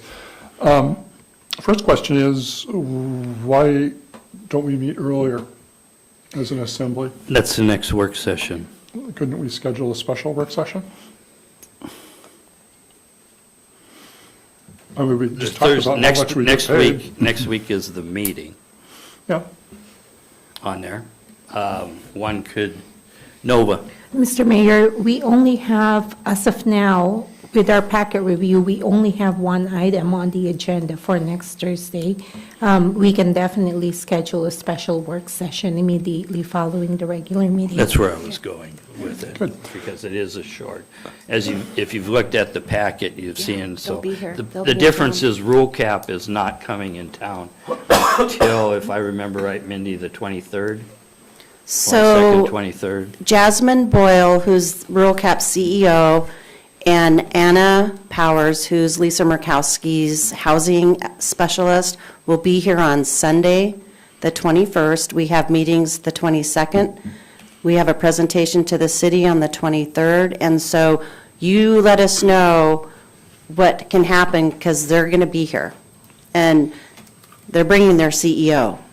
Yeah, and So it's a perfect time for a meet and greet. so that was why the Thursday, the 25th, she was looking, my discussion with Mindy was that she was going to ask them to stay over for that on there. And so I just think you would have, I was just trying to get everyone all the information we possibly could. Yeah, So this that's is why just it's an time for- intro. So Bo and then Ryan. I'm not finished yet. Oh, I'm sorry, Larry, go ahead.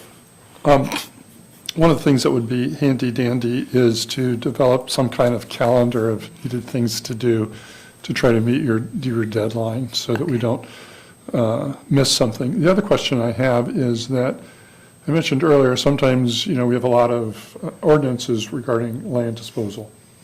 One of them, I've heard at some point, we have to sell it at appraised value or, and it might be good for somebody to review our own ordinances to make sure that we don't run into an ordinance that we have to take a close look at, perhaps even change, to allow us to transfer land at below value, to an organization without offering it to other entities.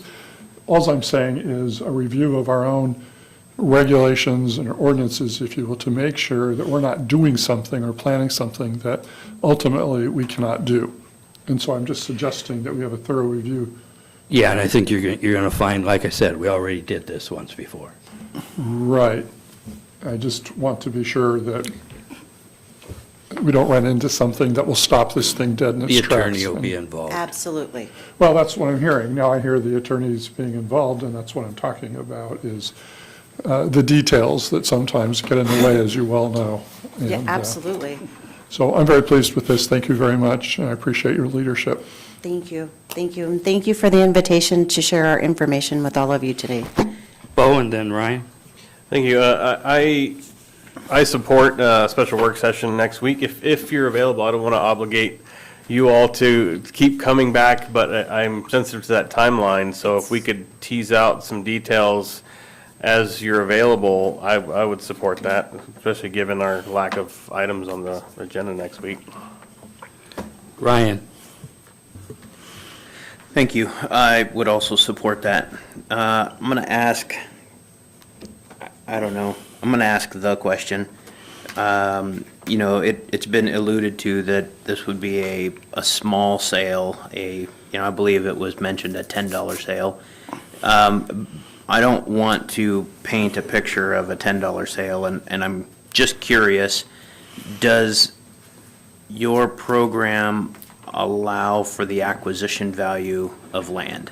And before you answer, please bear in mind that we were talking about a budget earlier today, and I just can't get away from having to use $70,816 in a fund balance. So I'm curious, does your program allow for an acquisition value of more than $10? Absolutely, yes. Thank you. Steve. So you're going to request, as I understand it, you're going to request them to stay for a meeting on the 25th? That's correct. Okay. And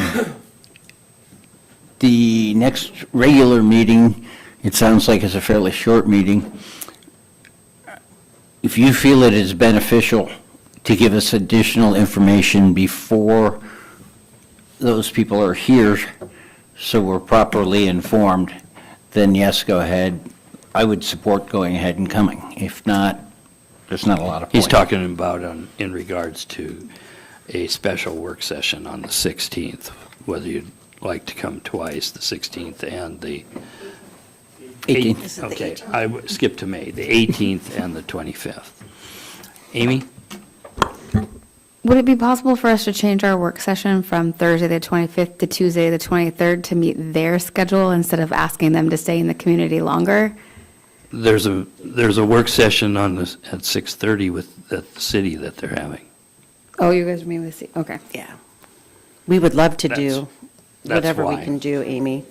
Or Monday even, I mean, it's a lot to ask those folks to stay. What day is the city meeting? Tuesday, the 23rd. So then, along with what Amy was saying, if they're booked those days, could we change our meeting to the 24th, Wednesday? Or the 22nd. Well, I don't know what meetings they have on the, are they booked on the 22nd? Do you know? I'll find out. Stacy, do you know what the schedule is for the 22nd?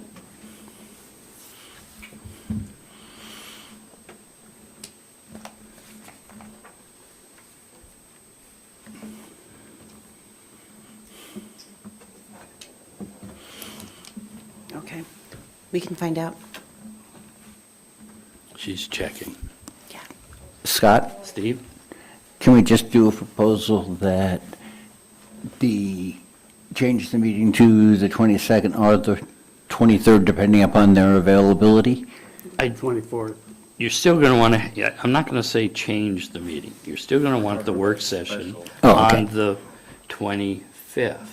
Okay, so you're Don't talking about leave an that. additional meeting. Right. That's what we're talking about I could do that. on there.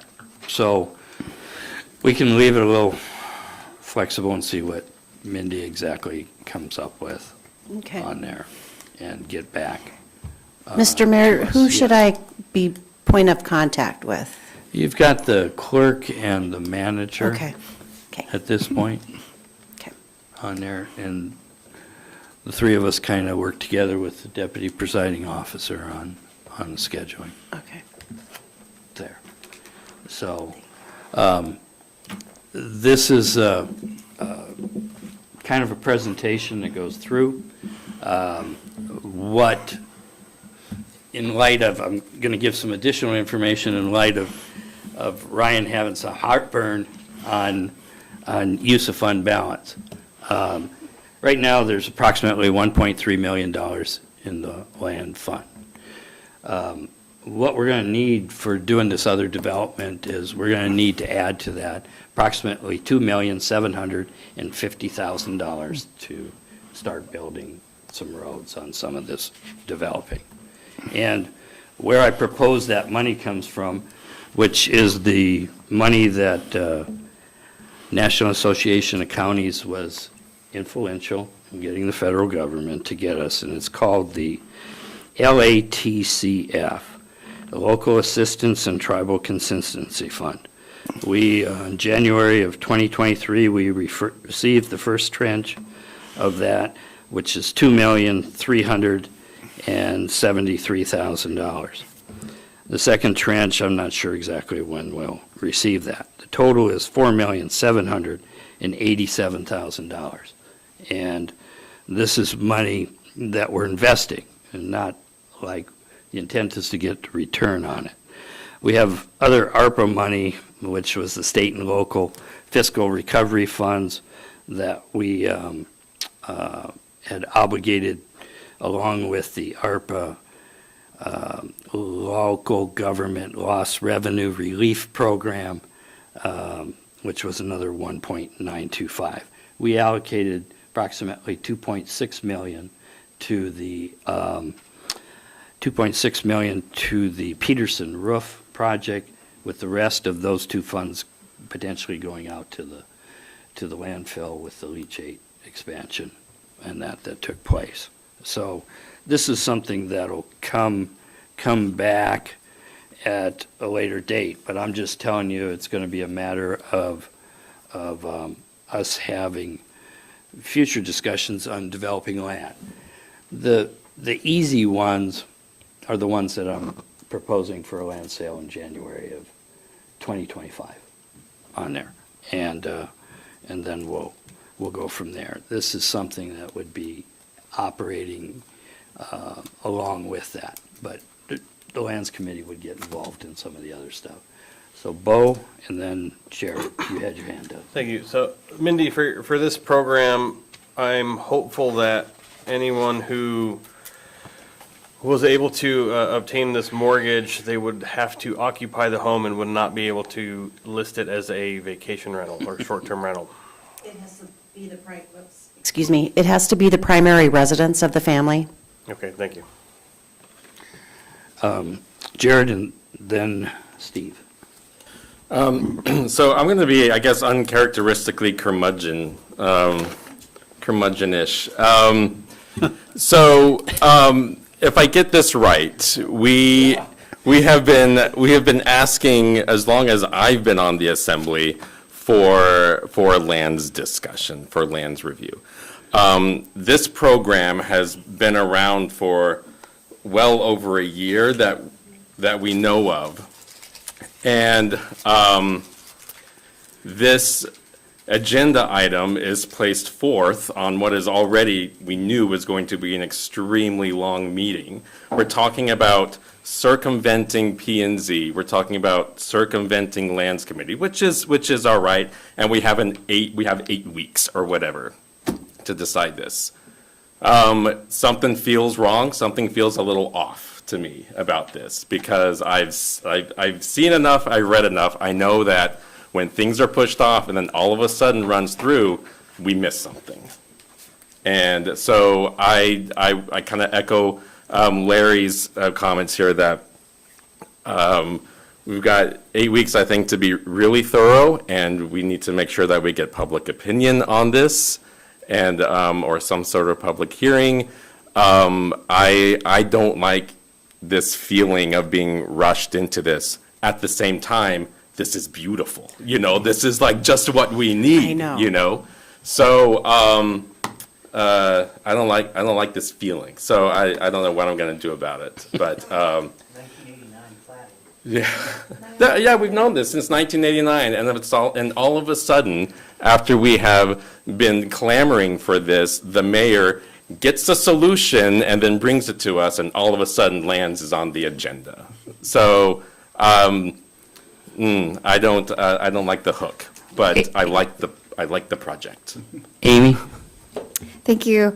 I know you're presenting to this city as well. I know they have a piece of land on Salif as well that they're looking. Mm-hmm. Is there room enough for just if they want to come to Kodiak, is it for 12 houses? Or if you got 6 acres of land, are we looking at 24 houses? Great question. So what they'd like to do for their budget is 10 to 12 homes in a phase. Okay. Those homes get completed, another grant comes in. Sure. Another 10 to 12 homes. So- In phase type So processes. if the city land, which is also along Salif and flat and a little more accessible right now, is available and they use that, because that's the land that KDC is looking at right now for that project. If that is something that they can use and dedicate before June, we could consider our land being a second phase of that project and get away from the rush. So we have time to look at that more thoroughly. I'm on the board of KDC too, so I've gotten to watch this progress and see where we got. And this is an excellent program, and it's been successful across the state. So I think it will definitely work here. But if we want to get away from that rush, we do have options, because the city might be able to act on their land faster than we can. We've got Steve, Larry, James, and then Bo, but we also got the 10 o'clock deal here. Does anybody have an objection to continuing on it? We don't get to vote. I'm not hearing any. We'll continue. Well, I need Okay. to use some of my stipend to tell my babysitter. Steve, you're next. Actually, I think my questions have been answered for now. Okay. Larry, then James, and then Bo. Well, I was very, very excited to find out that we had lands on the agenda. I think I was told during the last meeting by the manager. And I just think it's great what we're doing. I do think that Jared's concerns are real, although I think Scott still has the curmudgeon title. I don't think you still have it, but he was a little concerned that you tried to take it from him. But, Scott smiling. yeah, not Scott. He has a different adjective.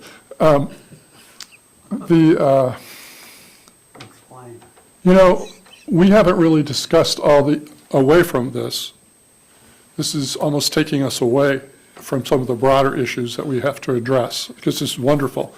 And I would suggest, if you're not going to be coming next week on our work session, since our special meeting, or our meeting, that why don't we continue this discussion so we have a chance to think about it and not just address this issue so much, because I think if we're careful, I think we can do what we want to do if we're very, very careful.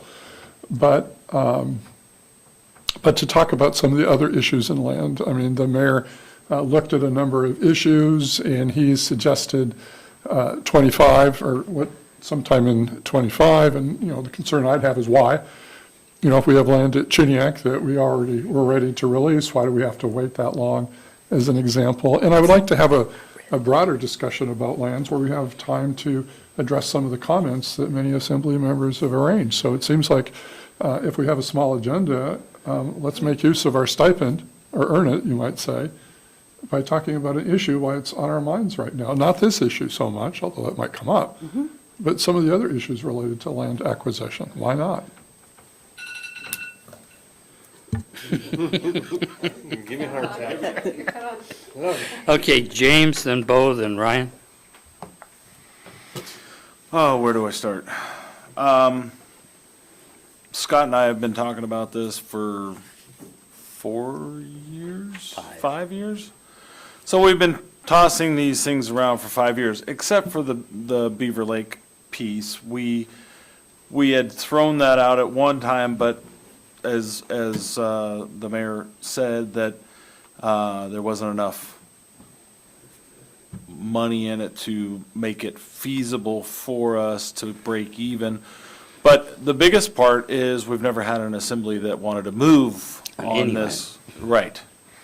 On any of this. So there's where the rub is we finally have an assembly that wants to move on land issues. Yes, we've brought this up in the past. You can see since '89 on this particular piece.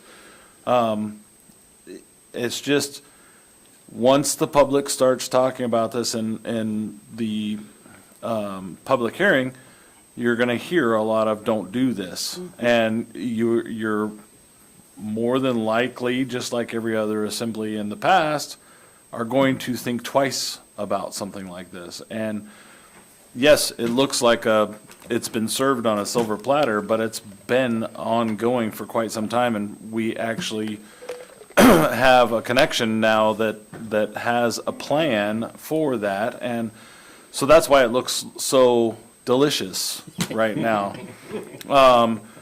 But trying to find some way around some of the issues that we have about selling property that makes it more attractive to everybody is finally coming to a solution. There was one other point that I wanted to bring up, but I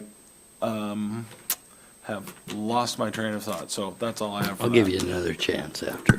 Bo, then Ryan, then James.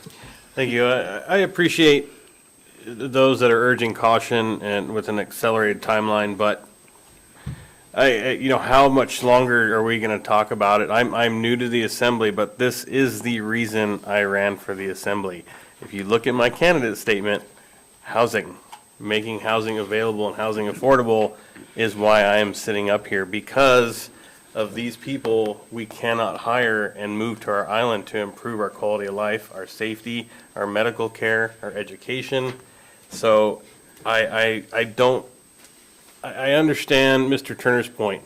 If we picked any of those properties or chunks of property that the borough could dispose, there's going to be people sitting over there that don't want it, as someone put it, not in my backyard. I understand that, and I appreciate that. There's a development literally in my backyard that might happen someday. I won't oppose it if it's done properly, but I get it.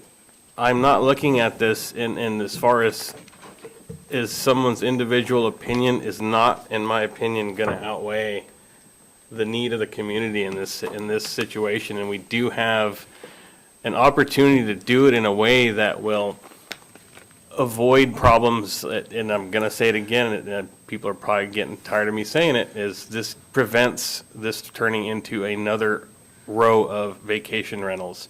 This will be filled with people who we need in the community. And I get it, we're going to have some people that are going to disagree with it, but I'm up here because we need to find these solutions, and here is a solution. It's viable. I get we need to be mindful of this really abbreviated timeline, but I'm not going to wait. If it comes to a vote, I will support this. Ryan, then James. Thank you, Mr. Mayor. Mindy, I want to get back to your original request about the support, and we discussed earlier that this could come by the form of a resolution or a transaction, sales agreement, what have you. I also don't want to discount the requested diligence period, but with any transaction of real estate, there is a diligence period. Absolutely. I just want to make sure that should the assembly move forward with a resolution, which seems to be probably the easiest, that a diligence period would not be an exclusionary factor in your grant application. I don't expect an answer tonight, but if you could look at that, I will. I think that would give peace of mind for seemingly a rushed, not rushed, tasteful, delicious opportunity. I believe I captured all of the. Scrumptious, thank you. So, again, though, I've conducted a tremendous amount of real estate transactions, and there is always a diligence period. Yes. And so I don't think that the ask is unheard of. I just want to make sure that should that diligence period be exercised in the written resolution, that it does not exclude your grant. Thank you. Thank you, Ryan. James. What I was going to bring up is if I'm correct, the pieces on Salif from the city are the old fenced-in areas close to Von Sheely. Correct. Lakeside. And so they have stored derelict vehicles there, and probably, I don't know if they have or not, but they're probably going to need environmental on that, and that could take some time depending on who does that environmental. So they may be delayed a little bit past the time frame, if you will. Excellent point, James. Larry. Maybe you could help me. You mentioned that they were looking, did you say the city was looking at some land on the Otmaloy Loop? You know, we looked at multiple properties. So the Housing Authority and Rural Cap and Kodiak, we've looked at property on Near Island. We've looked at property by Island Lake. We've talked with NOK. We've talked with the city and other private, larger parcel owners. And this is the problem. It's the development piece that just makes it so unaffordable. And this is what's appealing about this property that we're talking about tonight, is it has a lot of opportunity. No, I was just Yeah. wondering, because the city owns the land from the Ram side up through across the road up into that area, and then the borough owns that land. And We talked about that, Larry, excuse me, and there was a water issue, getting the water and the sewer to that piece of property. So we did, And the terrain is a part of it. yeah, the train is, but most importantly, the water issue was not going to be affordable. Go ahead, Larry. Setting that aside, you heard me refer earlier to zero interest HUD loans, sort of a different area of this program. And I know you're the expert on HUD loans and working, well, more so than probably anybody around. Do you see some of those possibilities as a way to finance some of the challenges we face in developing land, building roads, infrastructure, that kind of thing? Absolutely. You know, HUD has multiple funding sources, and USDA is a government program that we should be utilizing more. They have excess money that they struggle to spend, and this is a great way for Rural Cap to bring USDA large funds into our community, and look where it could go. This program has to be successful. We want this to be successful because we want to do more business with them, and they come with large pots of money, and it's a great partnership opportunity for us. Thank you. Any further questions or discussion? Mindy, thank you very much for coming tonight. Thank you. Thank you for the invitation. Would it be all right for Stacy to come up and read her part? Sure. Thank you, and we'll be in contact. Mine will be very brief. My name is Stacy Simmons. I'm the Senior Director of In-Region and Shareholder Services for Kodiak. One of the things, and I know we discussed a lot of these things that I had talking points about, but what I would say is that, Kodiak is very much in support of this. It is a priority for us. We understand the need in the community, and that's why we've been working really hard with Housing Authority. One of the things that I thought was interesting about this program is that the communities, it's proven to work. So in the Kenai area, they just had they celebrated 100 homes being built through this program. And so not only can this program help address our needs, but potentially as we get better with it and perfect it, Housing Authority has the opportunity to bring these into the rural communities as well. And last year we sponsored a community service project on Woody Island with the Tinaknak tribe, the Woody Island tribe, and we were able to clean up their traditional homelands that had been vandalized over decades.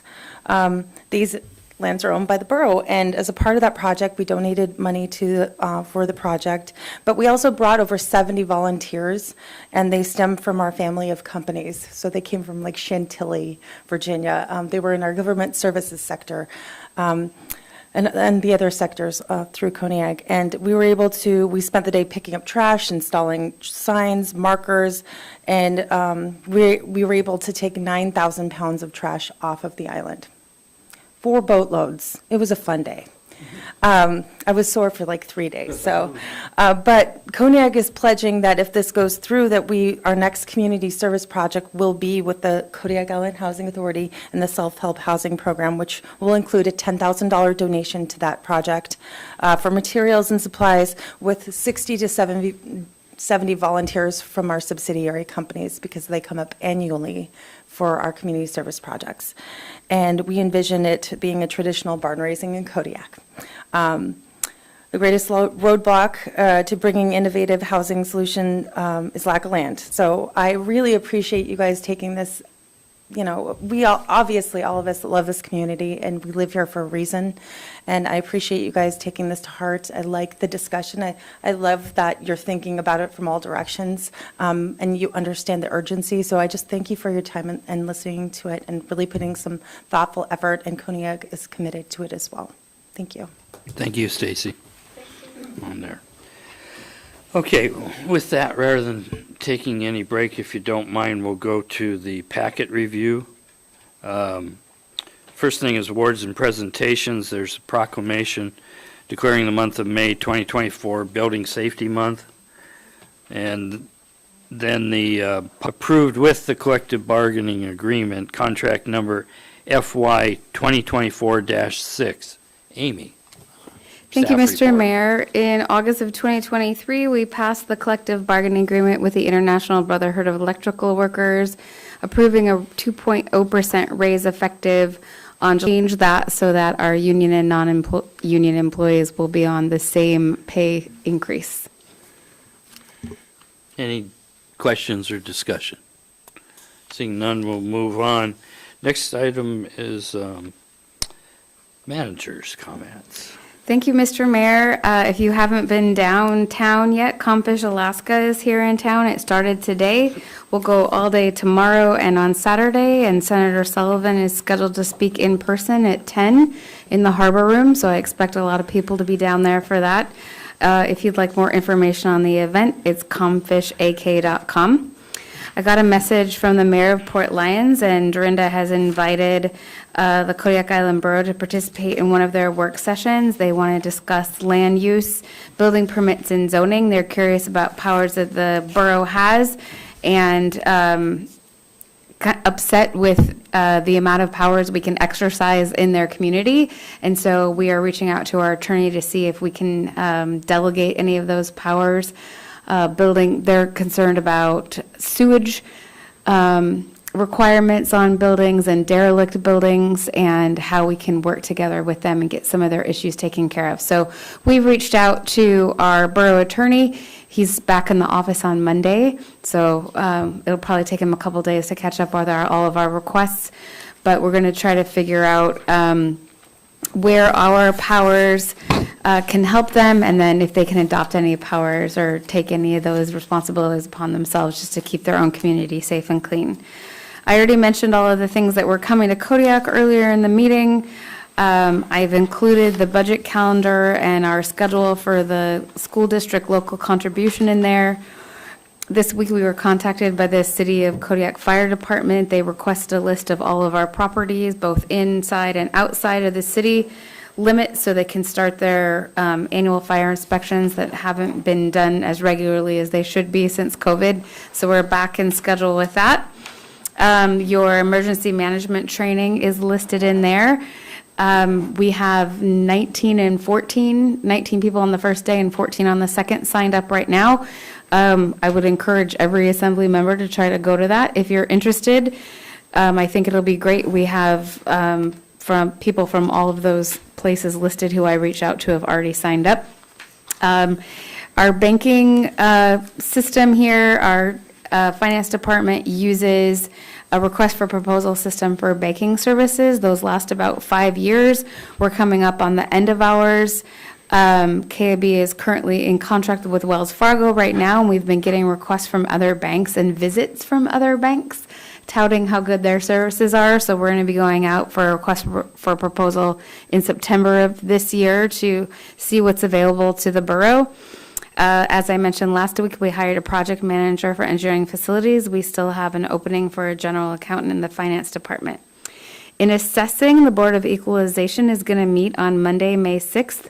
Assessing started out with 29 logged appeals for the Board of Equalization at the end of Wednesday. So last night at the close of business, 18 of those have been withdrawn. So there's still 11 on the books. And I think 1 p.m., I don't have it listed there, but I believe it's at the hospital. I'll make sure the members know where we're meeting. Sampling is scheduled to start actually tomorrow at the old mental health facility. So from that leak that we had, that plan is a go and got approved today. So we're anxious to get that going. Solid Waste Contract Committee is scheduled to meet on April 16th at 1 p.m. here in the conference room. The landfill, we are looking forward to find out if we're going to be able to update our solid waste management plan with the Denali Commission funding that was applied for. That was a dual application with CANA, so we're excited to partner with CANA on that. For the Baylor facility tipping floor, Brecken Construction and P&D Engineering met to discuss concrete design mixes, additives that's going to make that last long, but they did temporarily patch that. I know that when Jenna came in with that, there was some safety concerns, so we did core samples through that floor and took a look at how it was holding up, so we have more information on that.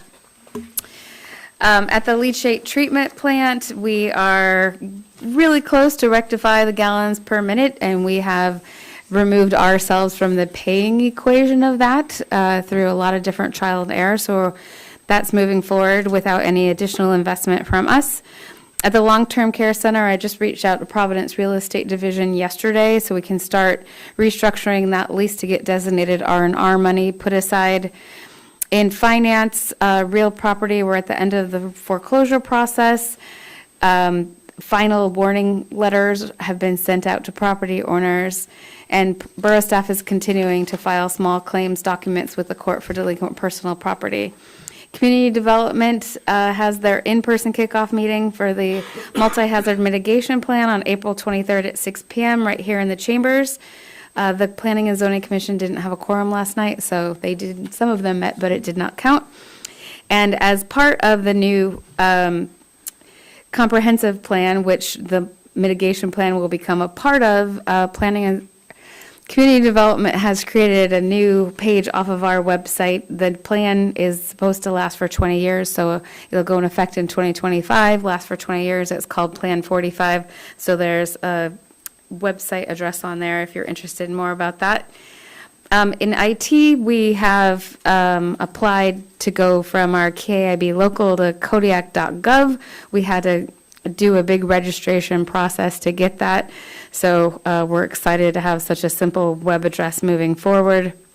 They've started developing the RFP for their local cybersecurity grant program that was approved just recently.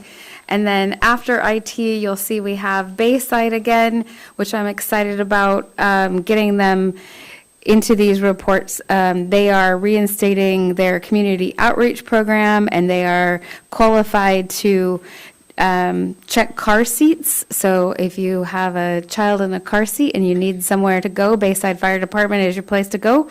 And then on Sunday, they're doing live firefighting evolutions to qualify for firefighters, and that's going to happen between 12 to 3. So if you're out and about, you want to see firefighters in action without the real emergency, that's your place to go. And that's all I have tonight, except for at the end, I forgot, I have the vendor invoice summary update. When we talked about procurement a few weeks ago, I told you about the vendors that were over 50,000. So because that's still in code, I know you don't want to hear about every individual transaction, but I will not give up.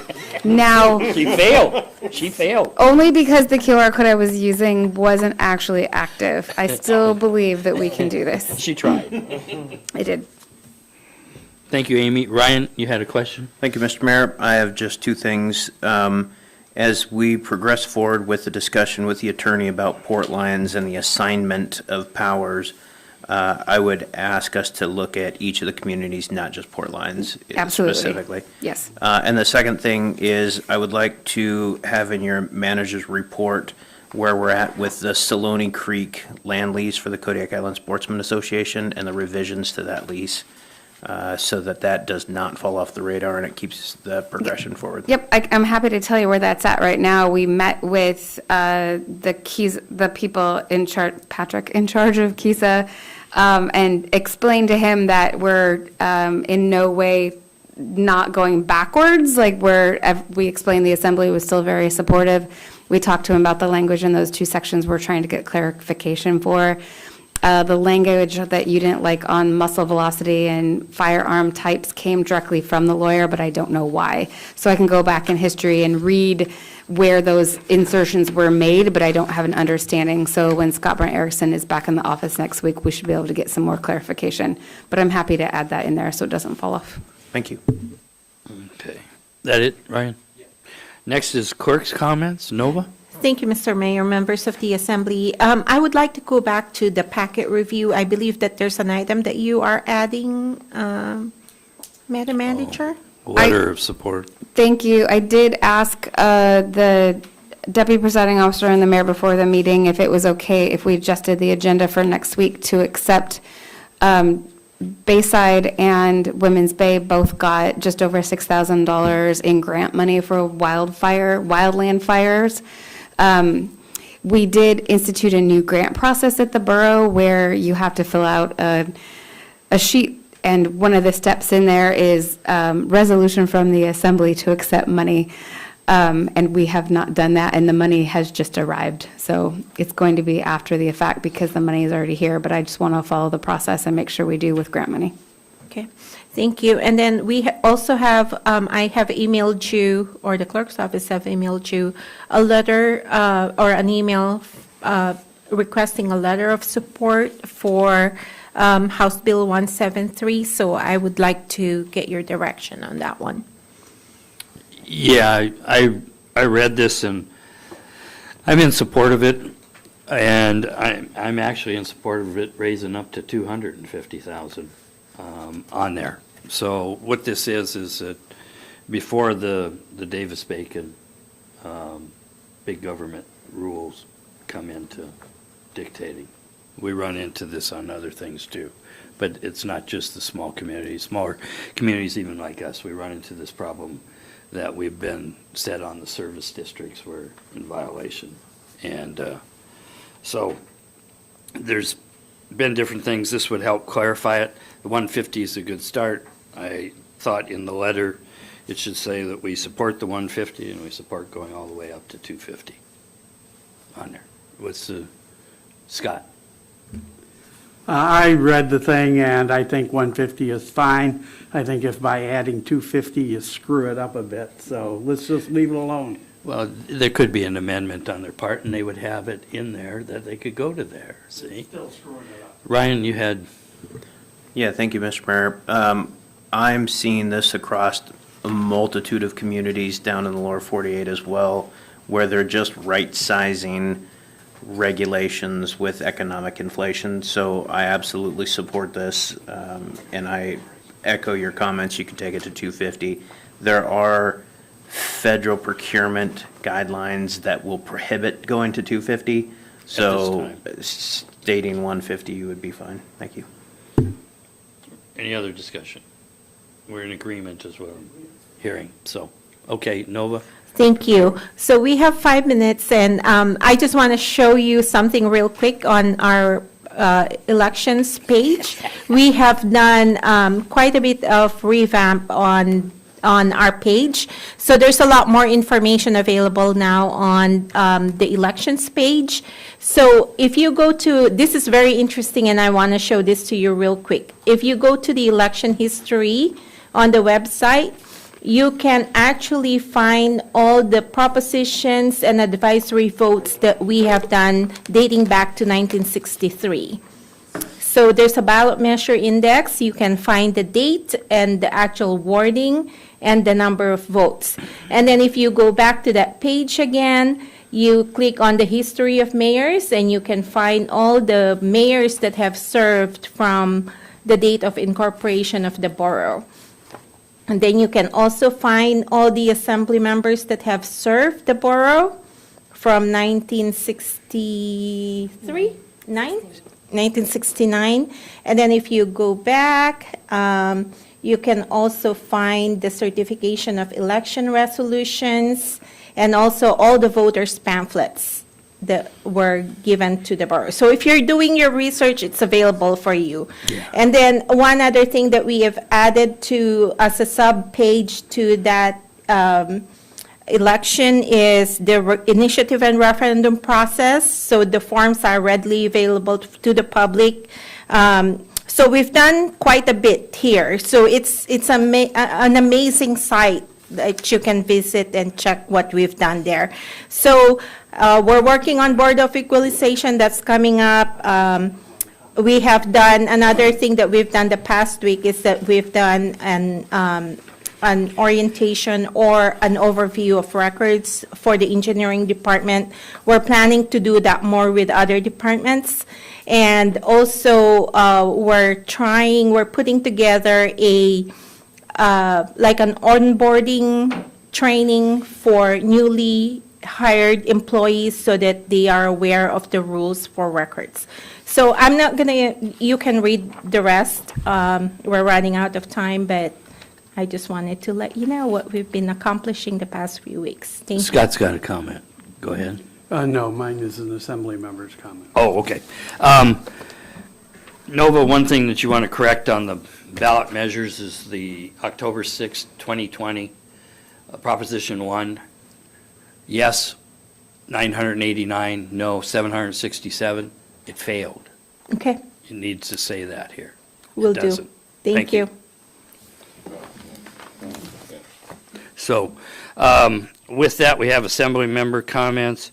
Start with you, James. No comment. Steve. No comment. Jared. No comment. Bo. Productive discussion. Congrats, Lena Cruz, on her 5 years. Larry. Scott. Email address is not KIB Assembly. And Nova has it and the manager has it. It's easier, you could send me a text, and my phone number is in the paper. Brian. I'd like to thank Mindy and Stacy for coming out tonight and giving us a very enlightening presentation on the opportunities that present itself. And I'd like to thank everybody in the assembly. You got 30 seconds. And that you're manager, done. I think you're 10:30. fantastic. And congratulations to Lena, 5-year anniversary at the borough. Thank you. So, no mayor's comments. We are adjourned. 10:30. Used up all the time for the mayor's comments. That's why I made it easy.